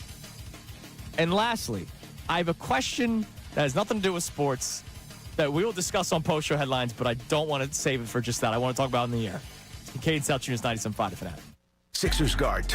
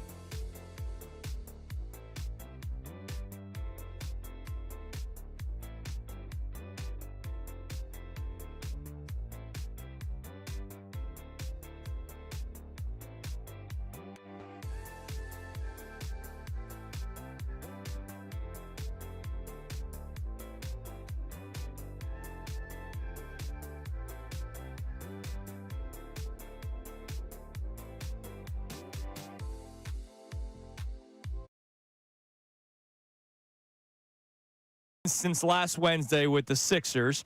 2 wins since last Wednesday with the Flyers, both in shootout fashion. 1 win for the Philadelphia Union in shootout fashion. A win for the Temple Owls in overtime. And now they're looking for, and you look back at that Navy game, they'd already be Yeah, I know. eligible. That's a shame. And oh, by the way, still the biggest team in town. The Eagles won on Sunday as well. By the way, speaking of Temple, they can try to get bowl eligible by beating East Carolina this Saturday, November 1st at 2 p.m. So the first person to text in Bona Forever.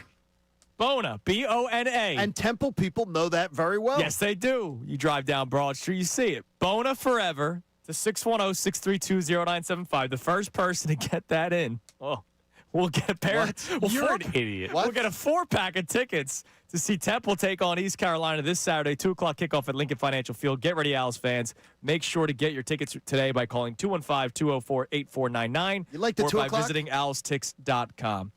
2 o'clock's not bad. If I was a college student, I would prefer that, yes. Yeah, that's what I was thinking. A little extra hours. Recovery from the Halloween parties, which, by the way, are obviously still all over campus. Oh, yeah, they were. As Liv has three parties this weekend, 3 different costumes. So I'm like, come on. Hold on, real quick. So I was talking to, I've told you, my man Liam O'Neill. Sure. Who runs the British Irish Eagles fan base. Absolutely. And he now moved to the States.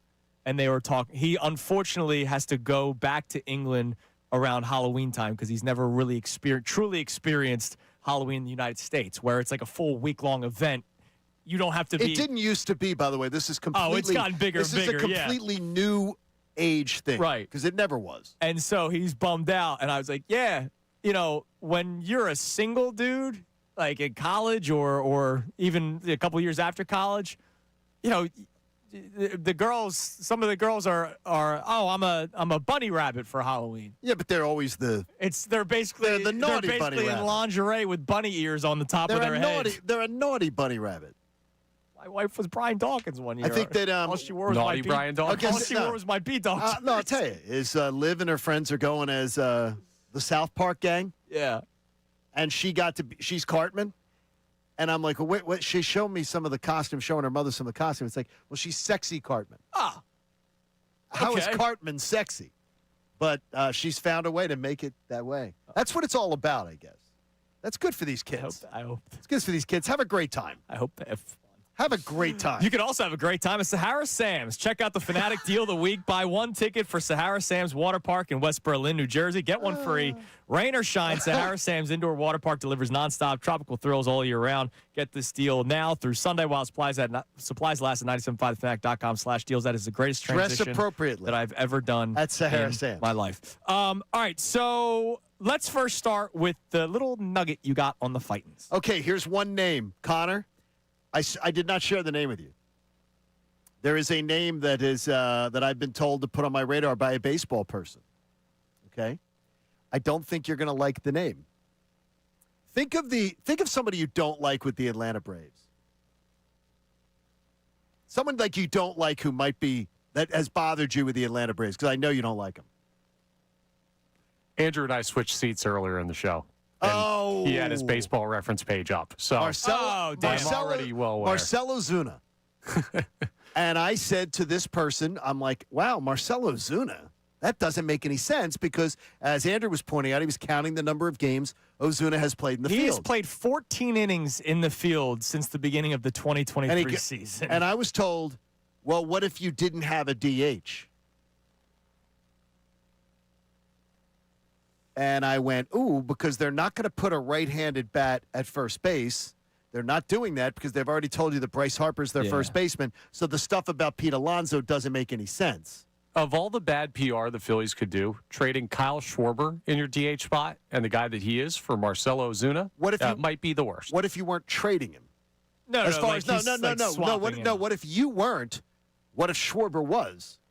Because Schwarber signs with big money elsewhere. Right. There's a deal out there for Schwarber that somebody just blows him off his feet because, and this person tells me they believe 5 or 6 serious suitors for Schwarber. Yeah. But 5 or 6 if the teams. Phillies stand by their word, they're going to write the blank check. Look, I don't want Ozuna because Ozuna's also not a good person. I don't want Ozuna. He's also not a good person. So no, I don't want him here. Like, I don't want him here under any circumstances. But I guess it means that people have heard that there are people kicking tires just in case they're in the market for a DH. We were chanting DUI, DUI, DUI. Oh, my gosh. Guy. Now I do not want no. Yeah, that's a by the way, non-starter. By the way, the Phillies, I'm glad they do this. Prominently wear once a year the shirts about domestic violence. Right. Non-starter. So it's a non-starter conversation, hopefully. It can't be. Hopefully. By the way, I saw somebody, Fran, on the YouTube chat saying before it got to them what the name you were saying, he said it better not be Acuna. Oh, man, I would take Ronald Acuna Jr. Are you out of your mind? Come on. Are you kidding me? Ronald Acuna Jr. would be the best player on this team. Ronald Acuna Jr. steps in. He's the best player. Man. My gosh. All right. The tush-push conversation is not dying anytime soon because this was Greeny on Get Up yesterday. I have rethought it. Upon further review, that's my favorite call of the year because that is the call that is going to do away with the tush-push once and for all. They can't officiate it. They can't do it. It is the reason they actually changed the rule in the first place 20 years ago. Yes. For the entire history of the sport, it was illegal for the offense to push the ball carrier. They changed that because they decided it was too difficult to officiate. They now have to change it back for the same reason. This is an abomination. If this isn't a fumble, nothing is a fumble. And Brian Dable almost lost his mind and he was 100% right to be. This doesn't mean the Giants are going to win the game anyway. They weren't going to win the game anyway. But the reality is, even the last remaining defender of the tush push has to acknowledge if that's not a fumble, what on earth is a fumble? Yeah, but that has nothing to do with the tush push. Right. It's an official blowing the whistle inadvertently. Yeah. And more. We said it on Monday. That was a gift that the referee blew the whistle too early. We said it on Monday, but that shouldn't be This is the call that gets the tush push ban. No, come on. And more importantly, stop rooting for it there, Greeny. Well, a lot of people. Yeah, the one thing I would say, too, to this is they're not going back to the rule where you can't push people forward because we see it all the time. We see it when running backs, tight ends, running back or somebody catches something and they're being pushed over the line because their feet are still churning. Yeah. That's like we see this all the time. It's not about the tush push. Yeah. But they're going to make it all about the tush push. It's ridiculous. All right, lastly, non-sports related. Obviously, first and foremost, I'm doing this from a place of I'm sad when I watch it. But the storms in Jamaica right now. By the way, somebody did ask if you've heard from your family. we have. We've been in touch with all the family now. Kieran asked. Now Kingston, thanks, Kieran. Kingston, where the family's most of it's located and everything was mostly spared, except for where storm surge flooding and things like that. So everybody's accounted for. Everybody's good. They moved everybody into the family has a hotel, right? And everybody moved into the hotel with visitors, and it became like a little makeshift shelter. But Kingston was spared. Yeah. Now, other areas. Now, Mo Bay. Yeah, Montego Bay. If you visited Montego Bay, until the pictures come out today, until we see it, it's going to be now the resort we went to last year in Montego Bay in March that we're going back to, hopefully, in March. We were watching the people that were there showing videos on TikTok and everything of what they were doing. Yeah, because they were staying there. They turned two of the restaurants into cots and everything, so... Yeah. It's not good. No, it wasn't good. It's horrible. But I am the typical person that when there's big weather stories like this, when I put on the Weather Channel. So you go Weather Channel? I don't watch it any other time of the year unless there's a big weather story. I am that typical person. They have, all I could think of was our friend Haley, who does such a great job for us in the show yesterday, because my wife had the Weather Channel on. Yeah. She was watching the same thing. And one of their anchor people who was working during the daytime yesterday, he looks just like Brian Koberger, the guy that was from the murderer in where was it, Oregon? I don't know. Haley that killed the college kids. They killed and he got caught in Pennsylvania. Yeah, I know. How do you I know. No, I know the story. I know the story. I don't follow it remotely. No, but he looks just Haley is obsessed with the story. He looked just like him. And it was so unnerving, I couldn't even watch. So my question is, what is your typical person thing that you do? Because that's a very typical thing. Big weather story, you watch the Weather Channel. Yeah, the Weather Channel is the Jim Nance, really? Joe Davis, the big time. There's something going on. Yes. Do you have something like that with anything? It doesn't have to be the weather. It's such a Like, are broad you a question. run to the grocery store when there's a snowstorm No, coming? you plan in advance. I don't do that. Days outside of it, you plan in advance. Yeah. To get there, when you see it potentially coming, you make sure you're not running on the day of. It is a good one though. If anybody on YouTube, we got like 2 minutes left. Anybody on YouTube has an answer. I'm a Sunday morning if I'm watching the birds at home, I'm a Sunday morning go out to the store, the supermarket, get some stuff, get some fresh stuff for what I think. I have to do it the day of, not the day before. Got to do it the day of because it helps pass some of the time. So I'm like that, but no rituals as far as the storms or anything like that or big weather events. Right. I live a very atypical life, schedule-wise, responsibility-wise. I don't do anything like a normal person. Oh, all right. Yeah, but you don't do anything like a normal person. I mean, I don't really either, but Well, you have to because you have a family. But rituals Ain't like nobody that, tying me down. But rituals like that are interesting. Dude, my man the Fink, haven't heard from him in a while. I wonder why. What up, Fink? My man the Fink says I'm the same way. Had the Weather Channel on until sports came on. So watch yesterday. the Weather Channel. Yes, I do that every time. Every time there's it is a big game channel. My studio, like our studios where I broadcast from forever, was right, pretty much right across the street from Weather Channel. Yeah. And if you've ever seen the operation there, you'd be shocked. It's awesome. It's like think you're going into NASA. Like you're looking at all the screens and all the things, and you're wondering, how does someone know how to do all this stuff? Ask Mike Trout. Tell us about life-saving cancer research, please. Hey, Johnny? Window Nation made a donation to the American Association for Cancer Research, and you can too. Go to 975thefanatic.com/AACR because I'm living proof that cancer research saves lives. It saved Jason Martinez's life. Yes, and it is he's in Middays today. with Marks next with Jason Martinez. Good thing they had some good hockey talk on this morning show today because I don't know if you're going to get it with Jason Martinez. Mert's coming along, though. I think he's becoming a real Flyers fan. Everybody have a great rest of your day. We'll talk to you tomorrow here in The Fanatic. Now on 97.5 The Fanatic Sports Update. A 2-0 night for Philly. I'm Connor